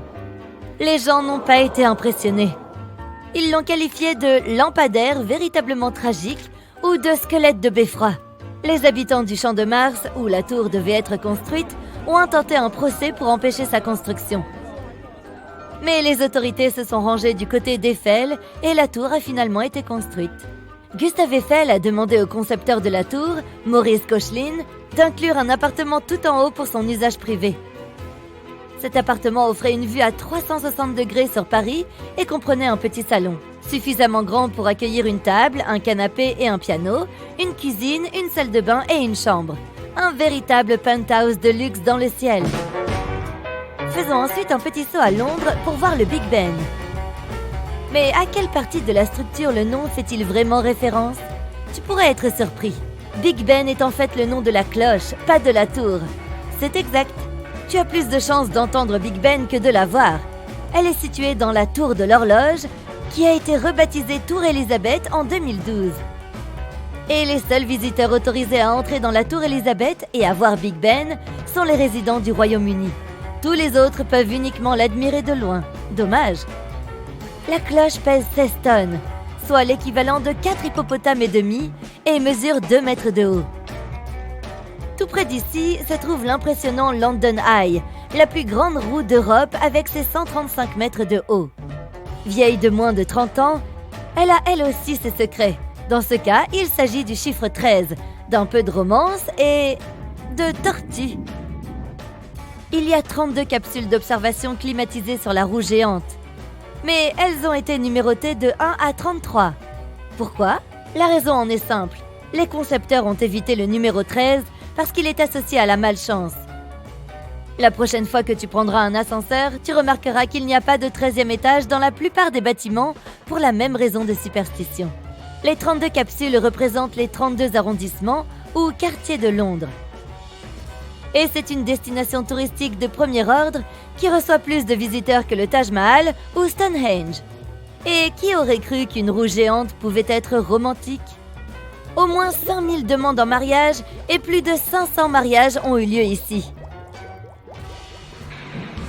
Pas fan des attractions effrayantes? Tu n'as rien à craindre. Le London Eye se déplace à une vitesse très lente de 26 cm par seconde, soit 2 fois plus vite qu'une tortue qui se déplace à toute vitesse. Le manège ne s'arrête même pas pour laisser les gens monter et descendre. Retour aux États-Unis pour le prochain monument célèbre, le panneau Hollywood. Tu savais qu'il était plus grand qu'autrefois? Ou la raison pour laquelle il a été construit au départ? Ne t'inquiète pas, je suis sur le point de te raconter tous ces secrets. Les promoteurs S.H. Woodruff et Tracy E. Schultz ont construit l'enseigne originale en 1923 pour faire de la publicité pour des biens immobiliers. Les deux hommes voulaient créer un nouveau quartier appelé Hollywoodland, et l'enseigne devenue emblématique était simplement destinée à être une publicité géante pour attirer les acheteurs de maisons dans la région. Ils prévoyaient de l'enlever au bout de 18 mois. En fait, le panneau original s'écrivait Hollywoodland. La ville a supprimé les 4 dernières lettres en 1949. Et on peut seulement l'apprécier de loin. Les touristes ne sont pas autorisés à s'approcher du panneau. Sur le chemin, il y a des fils barbelés, des détecteurs de mouvement, des technologies infrarouges et des alarmes. Il y a même des patrouilles en hélicoptère. Oups! Dirigeons-nous ensuite vers le nord du Canada, dans la ville de Toronto.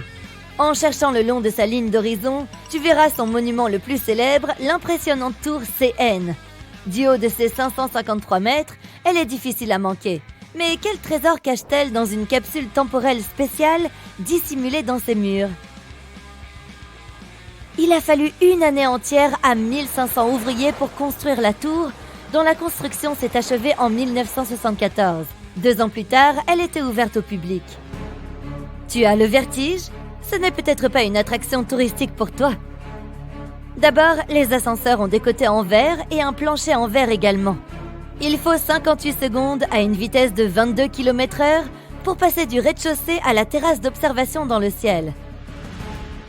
Et le pont a également des panneaux de verre au sol. Mais ne t'inquiète pas, tu ne passeras pas au travers. Ils sont si solides qu'ils peuvent supporter le poids de 35 élans. Je me demande comment ils ont fait pour tester ça.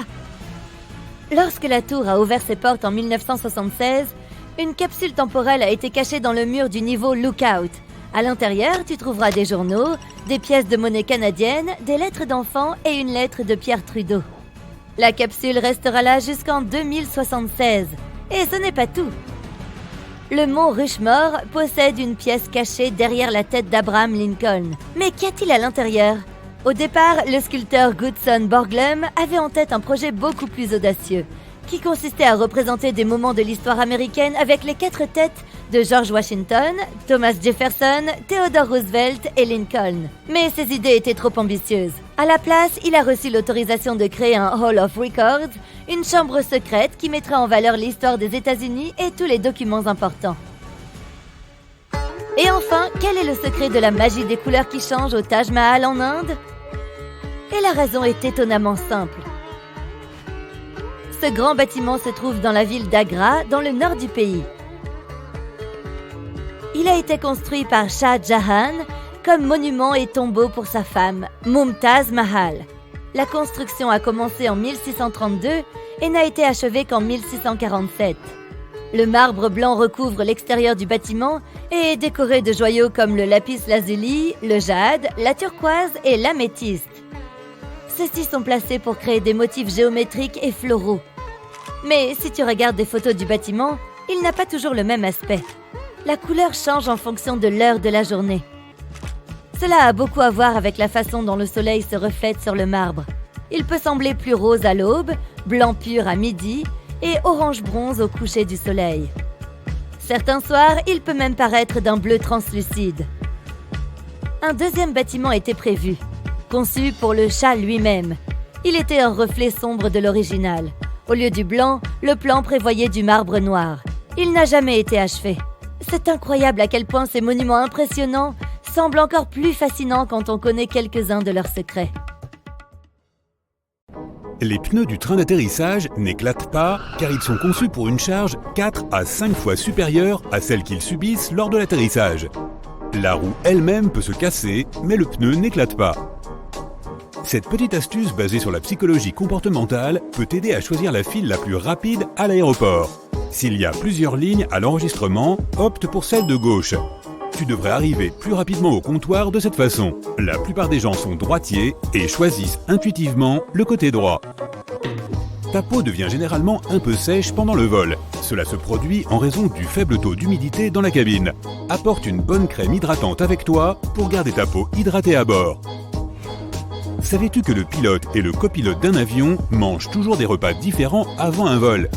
De cette façon, si l'un d'eux a une intoxication alimentaire, l'autre pourra prendre le contrôle de l'appareil. Les tablettes d'avion font partie des surfaces les plus sales de la cabine, alors assure-toi de te laver les mains fréquemment. Et nettoie la tablette avec une lingette antibactérienne pour te débarrasser de toutes les bactéries qui y pullulent. Si tu es assis sur un siège côté couloir, tu peux avoir plus d'espace pour allonger tes jambes. Il te suffit d'appuyer sur le bouton situé sous la coudoir le plus à l'extérieur. Cela fera remonter la coudoir, te donnant plus d'espace pour tes jambes et empêchant la coudoir de s'enfoncer dans tes côtes. Voici une raison pour laquelle la lumière de la cabine est tamisée. Les passagers doivent s'habituer à l'obscurité au cas où un atterrissage d'urgence aurait lieu la nuit. De cette façon, leurs yeux seront déjà habitués à l'absence de lumière, ce qui facilitera l'évacuation. Les agents de bord te demandent de relever les stores des hublots pour qu'ils puissent voir ce qui se passe dehors. Ainsi, ils peuvent choisir la meilleure façon d'évacuer les passagers en cas d'urgence. Presque tous les avions de ligne sont blancs, car cette couleur reflète le mieux les rayons du soleil et empêche l'avion de surchauffer. Une autre bonne raison est que la peinture blanche est moins chère. De plus, les ouvriers et les ingénieurs peuvent facilement remarquer tout dommage sur une surface blanche. Il est préférable d'éviter de prendre des décisions importantes pendant un vol. Ton cerveau ne reçoit pas assez d'oxygène à de telles hauteurs et cela affecte négativement son fonctionnement. Le chewing-gum, les bonbons durs et les bonbons à la menthe peuvent t'aider à éviter d'avoir les oreilles qui se bouchent pendant le décollage et l'atterrissage. Ce n'est pas grâce au bonbon lui-même, mais grâce au processus de déglutition. Bâiller aide aussi. Quant au chewing-gum, il aide aussi à se débarrasser de cette mauvaise haleine causée par l'air raréfié des hautes altitudes qui retire l'humidité de ton corps. L'air sec peut te donner l'impression que tu es en train de prendre froid. L'air de la cabine assèche ton nez et ta gorge comme si tu avais les symptômes d'un rhume. Ces symptômes disparaissent généralement juste après l'atterrissage. L'eau utilisée pour faire du café et du thé à bord n'est pas toujours très propre. De nombreuses compagnies utilisent aujourd'hui de très bons filtres à eau, mais il vaut mieux demander de l'eau en bouteille si tu as soif. Ce petit triangle sur la paroi de l'avion au-dessus de ton siège signifie beaucoup pour les agents de bord. Ces triangles marquent les fenêtres à travers lesquelles tu peux voir les feux clignotants. Ceci signale la rétractation des freins d'atterrissage et la fermeture des volets. Mettons que les pilotes découvrent qu'il y a un problème. Dans ce cas, un agent de bord se précipitera vers la fenêtre nécessaire pour vérifier ce qui se passe. Et pour les passagers, c'est simplement le meilleur endroit pour les photos puisque tu peux voir les ailes parfaitement. Les sièges situés au milieu de la cabine, au-dessus des ailes, sont les meilleurs si tu as le mal des transports. Cette zone est plus équilibrée et tremble moins pendant les turbulences. Si tu as tendance à être nerveux pendant le vol, fais un peu d'exercice physique juste avant de monter dans l'avion. Une petite séance d'entraînement aide à réduire ton niveau de stress et fait en sorte que ton corps libère des endorphines, les hormones du bonheur. De plus, cette activité physique compense les heures que tu passes assis sans bouger. Les turbines sont placées sous les ailes car cela rend l'entretien des moteurs moins cher, plus rapide et plus facile. Auparavant, elles étaient placées au niveau de la queue. Cela nécessitait un équipement coûteux et beaucoup plus de temps pour les réparer. Lorsqu'on a commencé à installer les moteurs sous les ailes, le prix des billets a baissé. Imagine que tu voles dans une montgolfière. Tu vois le système de brûleur installé sous le ballon, aussi appelé enveloppe. Il chauffe l'air à l'intérieur, ce qui fait monter la montgolfière. Les turbulences à bord d'un avion sont ce même air chaud, mais créé par la nature. Lorsque l'air se réchauffe, il fait monter un avion. Lorsqu'il devient plus froid, l'avion descend. Et les passagers ont l'impression de faire des montagnes russes. Un courant d'air chaud laissé par un autre avion peut aussi provoquer des turbulences. C'est un phénomène courant sur la plupart des vols. Mais généralement, les turbulences sont si légères que les passagers ne les ressentent pas. Sais-tu que les avions peuvent voler même après la panne d'un moteur ? Les pilotes peuvent gérer une telle situation d'urgence et faire atterrir l'avion en toute sécurité.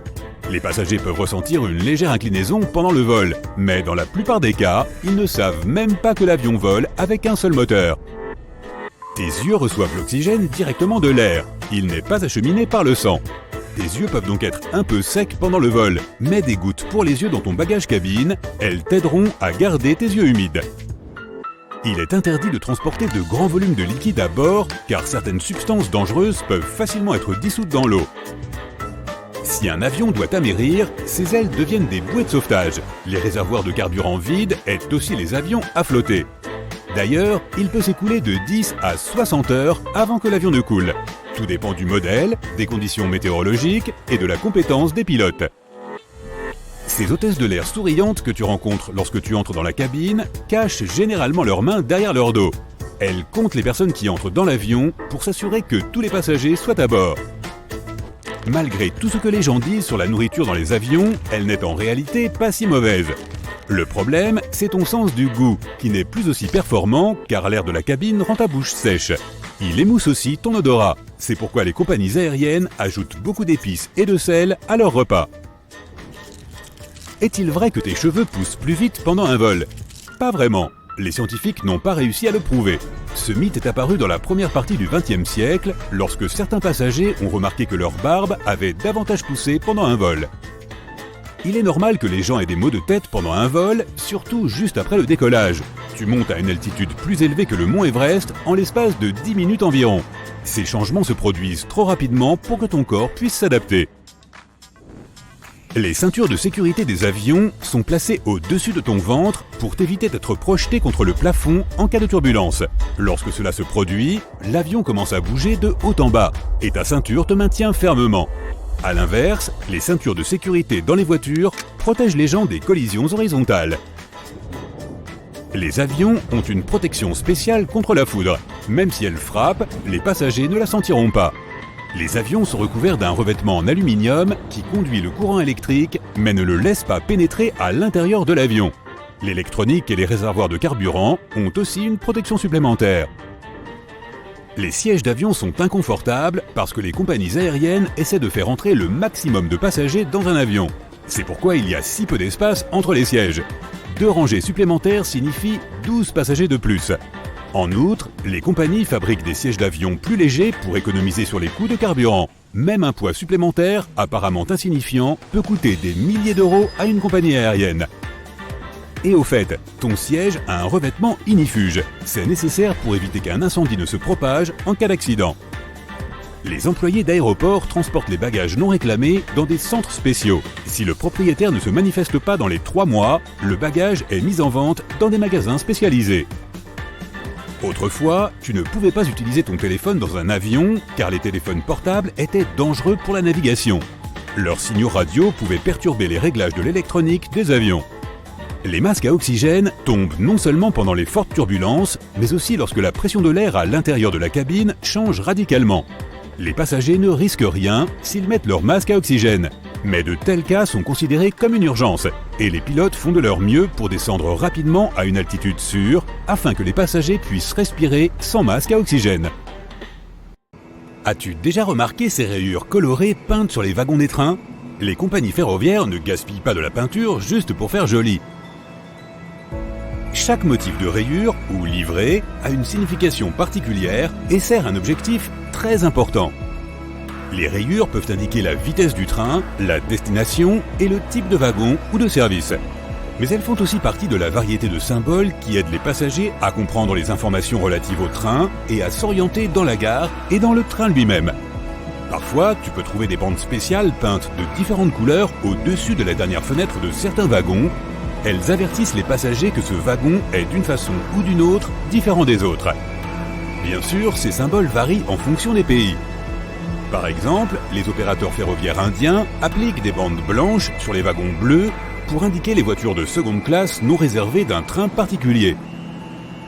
Ces rayures aident les passagers à identifier facilement le wagon général disponible lorsque le train arrive sur le quai. Les bandes rouges sur les wagons gris indiquent les compartiments de première classe. Et ces larges bandes jaunes, peintes sur un fond bleu ou rouge, indiquent que les voitures sont réservées aux passagers malades ou à mobilité réduite. Et si jamais tu vois des wagons gris avec des bandes vertes en Inde, cela signifie que seules les femmes sont autorisées à les utiliser. De plus, en 2019, la compagnie North Frontier Railway des chemins de fer indiens a introduit des wagons couchettes roses pour femmes. Ils essayaient d'encourager les femmes à faire des voyages longue distance. Pendant le trajet, les agents de train s'assurent que les personnes extérieures n'aient pas accès à cette voiture afin d'offrir une meilleure sécurité aux passagers qui voyagent seuls ou avec des enfants en bas âge. Et la couleur vive aide à identifier les wagons féminins, même pendant les heures de pointe.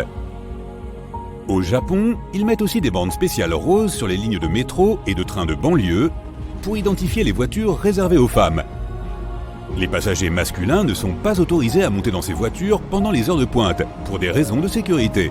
Les mêmes wagons réservés aux femmes ont été créés dans les métros du Brésil, de Dubaï, d'Indonésie, d'Iran et d'Égypte.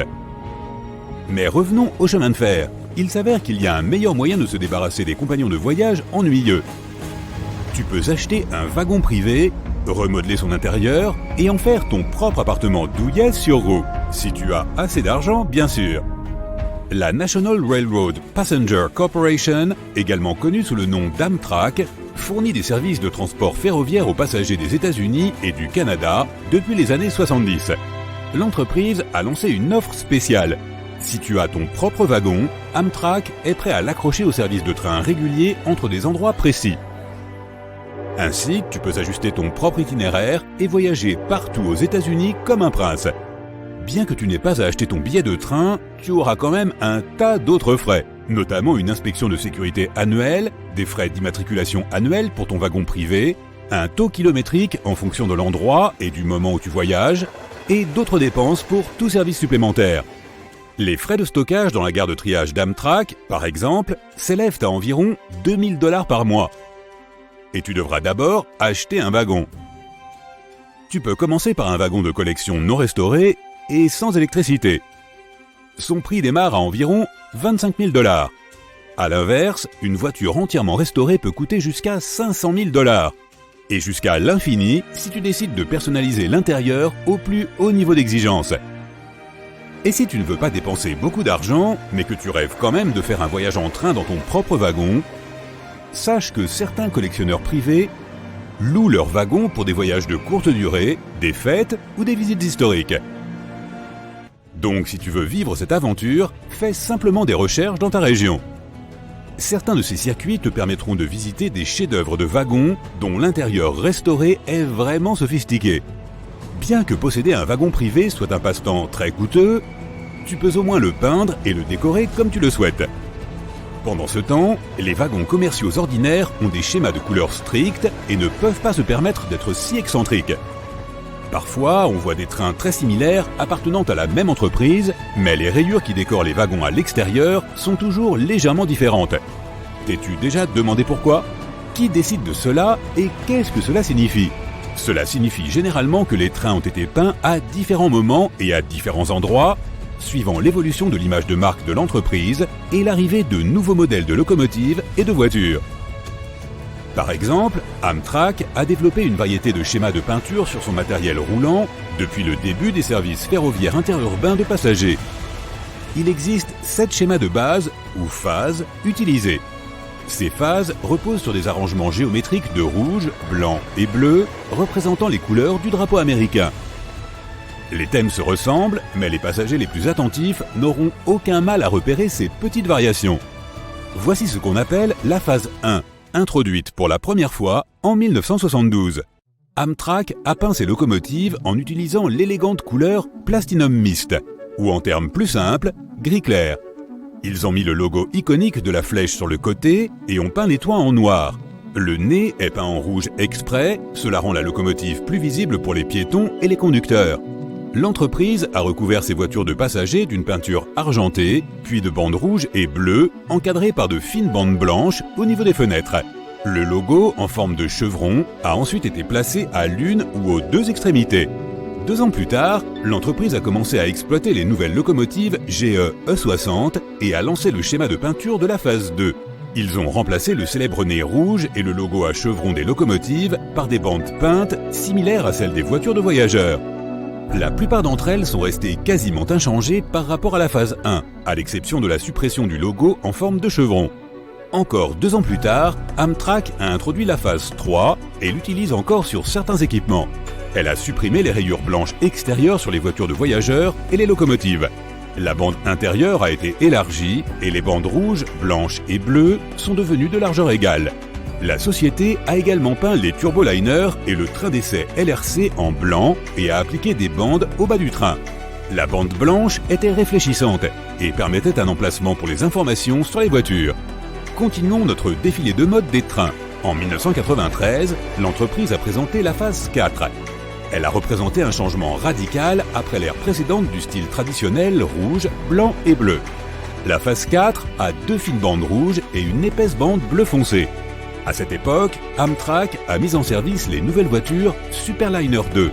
En 1997, la compagnie a appliqué ce schéma à certaines locomotives sur les services du Northeast Corridor.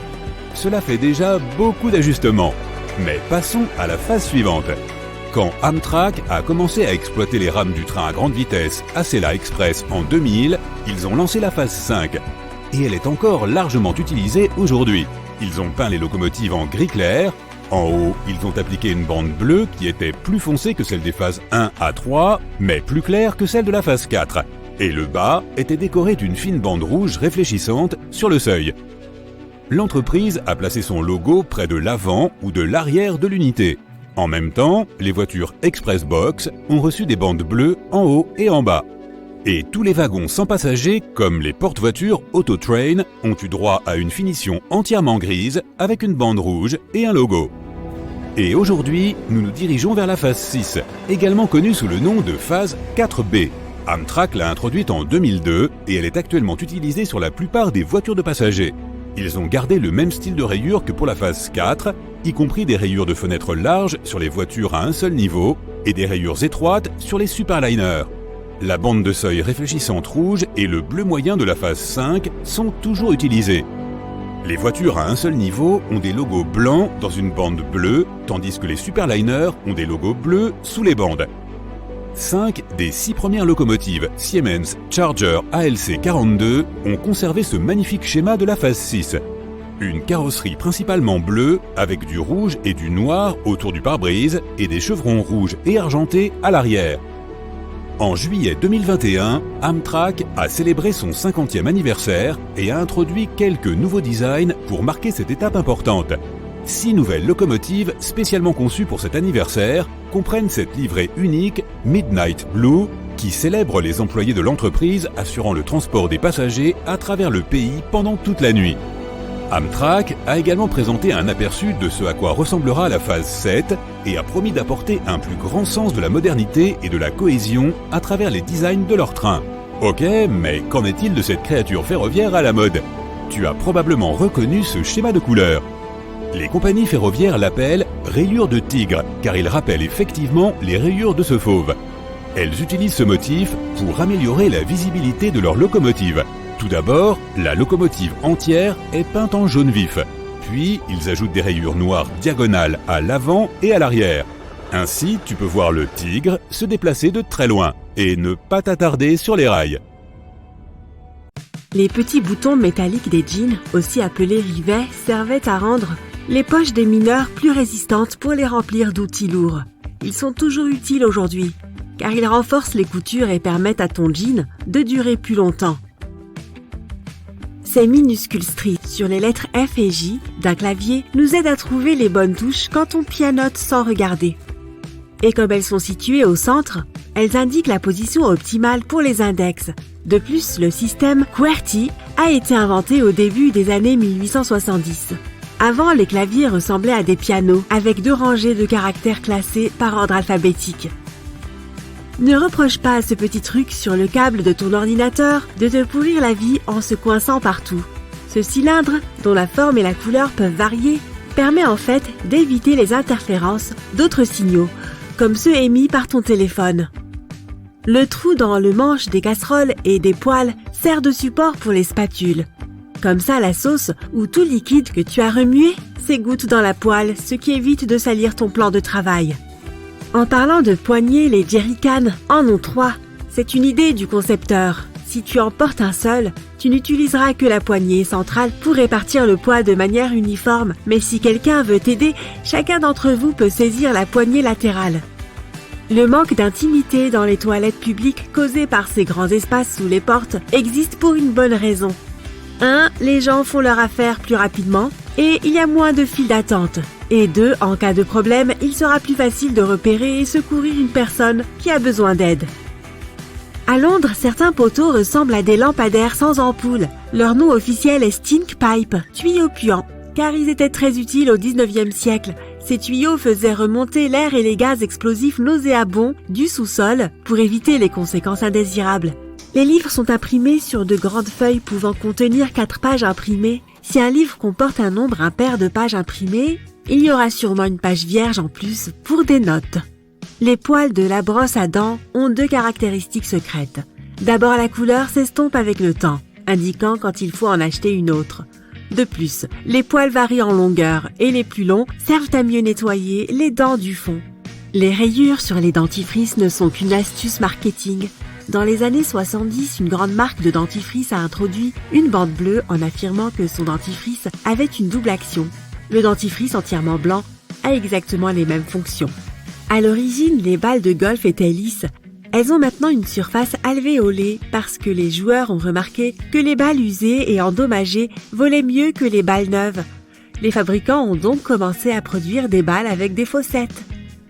Les points noirs du pare-brise ou frites évitent aux rayons du soleil d'atteindre directement tes yeux, en éloignant les rayons UV et réchauffant le verre uniformément, un peu comme des lunettes de soleil. La languette du rétroviseur ne sert pas qu'à accrocher un petit sapin. Elle permet de basculer entre le mode jour et le mode nuit pour éviter d'être ébloui par les phares des voitures derrière toi. Les points de couleur sur les paquets de chips aident les fabricants à contrôler la couleur de l'emballage en montrant quelles teintes ont été utilisées. Rien de plus. Ton micro-ondes a probablement un mode silencieux. Maintiens la touche 1 ou 0 enfoncée et regarde. Il y a aussi parfois un simple bouton de mise en sourdine. Mais comme il n'y a pas 2 micro-ondes identiques, il peut toujours être utile de jeter un œil au manuel. Les boucles sur les chariots de supermarché servent à mieux organiser tes affaires quand tu fais tes courses. Tu ne voudrais pas mettre ta belle veste blanche sous tes carottes et tes oignons, hein?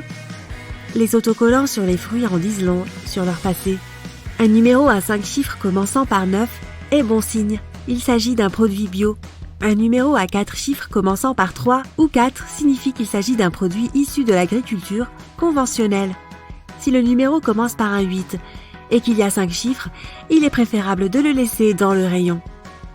Les crayons à lèvres et les crayons pour les yeux automatiques ont un taille-crayon intégré. La partie arrière du crayon ne révèle pas seulement sa couleur, tu peux la retirer et tailler le crayon. Si tu n'as pas envie de peler ton orange, coupe-la en haut et en bas. Fais une fente sur un côté et tire sur la peau pour l'ouvrir. Les cure-dents ont parfois des rainures qui servent à créer un support. Il est facile de casser ces cure-dents en deux et la plus petite partie peut être utilisée pour éviter le contact de la pointe avec la table. Les tubes de dentifrice ou de pommade sont souvent scellés par un opercule de plastique ou d'aluminium et les ouvrir avec les ongles n'est pas pratique. La pointe située dans le bouchon permet de les ouvrir plus facilement. Certaines vestes ont de petites poches au-dessus des poches normales. On les appelle poches tickets, car elles servaient à sortir rapidement les billets de train avant de monter dedans. Tu as peut-être déjà entendu dire que le tiroir situé sous ton four servait à garder les aliments au chaud lorsque les invités sont en retard. Mais tu peux aussi l'utiliser pour faire une cuisson à basse température. Toutes les bouteilles étaient autrefois de la même couleur verte, mais il s'avère que les brunes sont bien meilleures pour bloquer les UV. Un billet d'$1 cache bien des secrets. Une grande lettre avec une bordure indique quelle banque a émis ce billet. 12 banques de la Réserve fédérale les impriment. Donc si tu veux savoir d'où vient un billet, il suffit de chercher ces petits codes.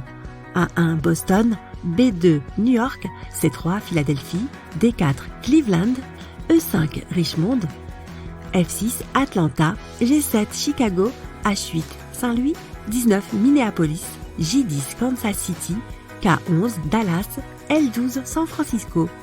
Les bords rainurés sur les pièces ne sont pas là pour faire joli. Le poids des pièces faites de métal précieux servait à indiquer la valeur réelle de chacune Avant, les gens rognaient les bords et faisaient fondre le métal pour fabriquer de nouvelles pièces. Pour éviter cela, les monnayeurs ont ajouté ce motif pour facilement remarquer les pièces rognées. Les petits creux sous les tasses les maintiennent mieux en place sur les surfaces humides et ils évitent l'accumulation d'eau lorsqu'elles se trouvent dans un lave-vaisselle. Afin de plus profiter d'un beurre de cacahuète frais et tendre, conserve le pot à l'envers. Ainsi, l'huile se répartira uniformément dans tout le pot. La mousse du bain a une fonction thermorégulatrice. Les bulles maintiennent l'eau chaude afin que tu puisses profiter de ton bain un peu plus longtemps. Attention, cela ne fonctionne qu'avec les baignoires en acrylique. Celles en métal perdent la chaleur plus vite, quelle que soit la quantité de mousse. Les poignées de porte en laiton, en bronze et en alliage composés de cuivre ont un effet antimicrobien en raison de leurs propriétés métalliques. La petite couture en V en bas du col de certains pulls permet de les enfiler sans les déformer, car elle est faite d'une double couche de tissu maillé, tout comme la taille et les manchettes. Pour éviter de renverser du jus de fruits sur ton t-shirt, essaye de le verser en mettant la brique dans l'autre sens. Il y aura moins d'éclaboussures. Les rabats triangulaires sur les petites briques de jus peuvent également t'aider à éviter les éclaboussures. Si tu les décolles et que tu les utilises comme des poignées, tu ne presseras pas l'emballage et tu éviteras les accidents. Tous les gobelets jetables se ressemblent. Le secret réside dans leur forme. Le haut est toujours plus large pour que le nez puisse y entrer pendant que tu bois et le bas est toujours plus étroit pour mieux le tenir, même avec de petites mains. De plus, la différence de largeur permet au gobelet de s'empiler. Tu peux utiliser un pot Mason directement sur ton mixeur en le vissant dessus, afin de ne pas avoir à laver le blender après avoir fait ton milkshake. La seule règle est de ne pas mettre l'appareil à puissance maximale. Il n'est pas nécessaire de déchirer les bords des sachets de sucrète. La meilleure méthode consiste à les briser par le milieu. Ça fait moins de petits morceaux de papier déchirés. Les doubles fermetures éclairs sont une excellente protection contre les pickpockets. Tu peux mettre un petit cadenas sur ces fermetures afin que personne d'autre que toi ne puisse ouvrir ton sac à dos. Quand tu as quelque chose de coincé entre les dents, il est parfois difficile de l'enlever avec du fil dentaire. Si tu fais un nœud dans le fil, tu te débarrasseras plus facilement des restes. Le minuscule trou au fond des cadenas sert à évacuer l'eau pour éviter la rouille. Il sert aussi à lubrifier le cadenas en y mettant une goutte d'huile pour faciliter l'ouverture et la fermeture. Le petit disque en plastique situé dans le bouchon d'une bouteille est ce qui permet à ce dernier de rester pétillant, car il retient les gaz à l'intérieur. Sans lui, ton coca serait comme de l'eau sucrée. C'est un mythe que le côté rose de la gomme retient le crayon à papier et le côté bleu l'encre. Le côté bleu sert surtout à gommer le papier plus épais. Il fonctionne essentiellement pour le crayon à papier, mais attention à ne pas déchirer ta feuille. Mais cette petite chose bleue peut faire bien plus. Elle peut polir tes bijoux ou nettoyer tes appareils électroniques, comme l'écran de ton téléphone. Et tu vois ces résidus d'autocollants qui ne s'enlèvent jamais? La gomme bleue en vient à bout, tout comme les traces de saleté sur le daim ou sur les murs. Les bouteilles en verre ont généralement une sorte de creux sur le fond appelé culot. Il est pratique pour celui qui sert les verres car ce creux évite à la bouteille de lui glisser des mains. Les paquets de coton sont munis de ficelles afin de les accrocher à un support. Il n'est pas nécessaire d'ouvrir et de refermer le paquet à chaque fois. Regarde en bas, il y a une ligne perforée. Déchire-la et tire simplement un disque quand tu en as besoin. Si tu lèches une cartouche de jeu Nintendo, tu remarqueras qu'elle laisse un arrière-goût amer et répugnant. Elles sont recouvertes de benzoate de dénatonium, ce qui donne un arôme dégoûtant. Cela empêche les enfants de mettre les jeux dans leur bouche. Les bouteilles ont un long goulot pour une bonne raison. En la tenant par le goulot et non par le corps, ta boisson restera fraîche plus longtemps. Il en va de même pour les verres à pied, alors tiens-les correctement. Le bouton situé à revers des cols de chemise sert à maintenir la cravate en place. Mais les cravates fines, pour lesquelles ce bouton a été conçu, ne sont plus aussi populaires aujourd'hui, donc ce bouton n'a plus tellement d'utilité. Les chemises des femmes ont souvent les boutons situés sur la gauche parce qu'avant les femmes de la haute société avaient des servantes qui les aidaient à s'habiller et il était plus pratique pour elles de boutonner les chemises avec les boutons à gauche. Un sachet de gel de silice se trouve souvent dans les sacs, chaussures et autres objets que tu achètes. Il sert à absorber l'excès d'humidité, donc dès que tes chaussures sont humides, il te suffit de mettre un de ces sachets à l'intérieur. Tu utilises probablement mal ton shampoing. La principale chose que tu dois savoir est que tu ne dois pas l'appliquer directement sur tes cheveux, mais uniquement sur les racines. La mousse créée sera suffisante pour nettoyer tes cheveux. Les marges des cahiers ont été inventées pour protéger les notes. Les gens vivaient autrefois en compagnie des rats et ces rongeurs grignotaient souvent le papier. Grâce aux marges, ils ne pouvaient pas grignoter la partie écrite. Les gobelets rouges utilisés lors des fêtes peuvent mesurer les liquides. La ligne en bas correspond à 30 ml, la deuxième ligne correspond à 150 ml et la troisième ligne correspond à 350 ml. La petite flèche dessinée à côté de la jauge d'essence sur le tableau de bord d'une voiture indique de quel côté se trouve la trappe du réservoir. C'est utile lorsque tu dois faire le plein d'une voiture de location. Les bandes rugueuses de chaque côté de la route sont très utiles lorsque tu conduis la nuit, car elles peuvent t'empêcher de t'endormir. Lorsqu'une voiture roule sur ces bandes, le conducteur ressent des vibrations et entend un bruit assez fort. Les bagues étaient autrefois plus que des accessoires. Les nobles les utilisaient comme sceaux, ils protégeaient les doigts des archers, et ils évitaient aux couturières de se piquer avec leurs aiguilles. En parlant d'anneaux, se situer sur les prises de casque audio représente différentes fonctions. Si ton casque en possède 3, cela signifie que ton appareil peut produire un son stéréo et que tes écouteurs ont la fonction micro. Les rois représentés sur les cartes à jouer sont des personnages historiques réels. Pique, le roi David. Trèfle, Alexandre le Grand. Cœur, Charlemagne. Carreau, Jules César. Nous retirons tous les post-it de manière incorrecte. Si tu les décolles de bas en haut, le papier restera courbé, mais si tu les décolles de manière latérale, le long du collant, ils resteront plats et colleront au mur beaucoup plus longtemps. Les rouleaux à bouloche sont efficaces pour enlever les poils, mais ils peuvent aussi nettoyer d'autres choses. Tu peux t'en servir pour retirer la saleté du panier à couvert, de ton lave-vaisselle par exemple. Il te suffit de passer ton rouleau dans chaque compartiment et il récupérera toutes les miettes et la saleté. Un chiffre est inscrit sur le côté de nombreux produits cosmétiques. Ce n'est pas dû au hasard. Il indique la durée de vie de ton produit une fois que tu l'as ouvert. C'est pourquoi il a pour symbole un pot ouvert. Si tu achètes généralement ton lait dans ce genre de bidon en plastique, tu as probablement remarqué ces grands cercles sur le côté. Ils absorbent les chocs en cas de chute et laissent également un peu de place pour que le récipient puisse se dilater.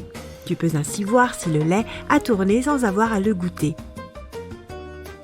C'est parfois agaçant de voir qu'on n'a pas utilisé tout le déodorant en stick. Il en reste toujours un peu, mais il est trop difficile à atteindre.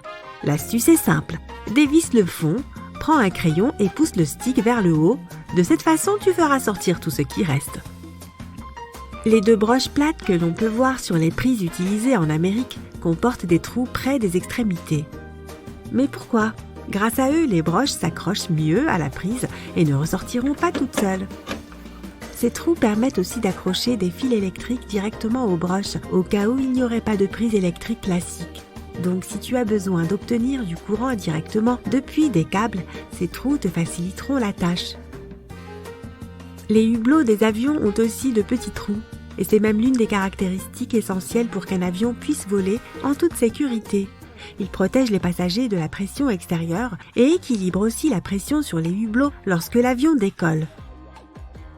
Une cuillère à pâte est munie d'un trou dans son manche, ce qui peut certainement être utile lorsque tu sors les pâtes de l'eau et que tu veux les égoutter, mais elle constitue également un bon outil de mesure, puisque le trou correspond à une portion de spaghetti. Parfois les choses ont un but précis, mais tu peux toujours leur donner d'autres fonctions. Par exemple, si tu veux manger de la compote de pommes, mais que tu n'as pas de cuillère, il suffit de prendre le couvercle et de le plier de manière à te faire une cuillère. Miam! Tu peux travailler ton agilité avec des baguettes en tentant d'attraper tes nouilles chinoises dans les coins de la boîte en carton, mais tu peux aussi ouvrir cette dernière pour en faire une assiette.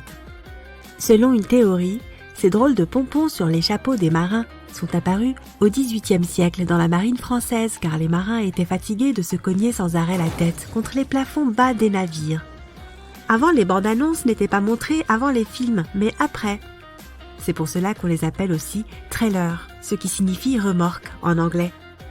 Les cintres en bois occupent encore une grande partie du marché, car le bois de cèdre dont ils sont généralement faits contient des huiles naturelles qui repoussent les mites et préservent les vêtements. Pour savoir si un œuf dur est frais ou non, il suffit de l'éplucher. Plus il est difficile à nettoyer, plus il est frais. Il existe une autre astuce pour les œufs. Essaye de les faire tourner. Si un œuf tourne de façon régulière, il est cuit. S'il tourne lentement ou pas du tout, il est cru.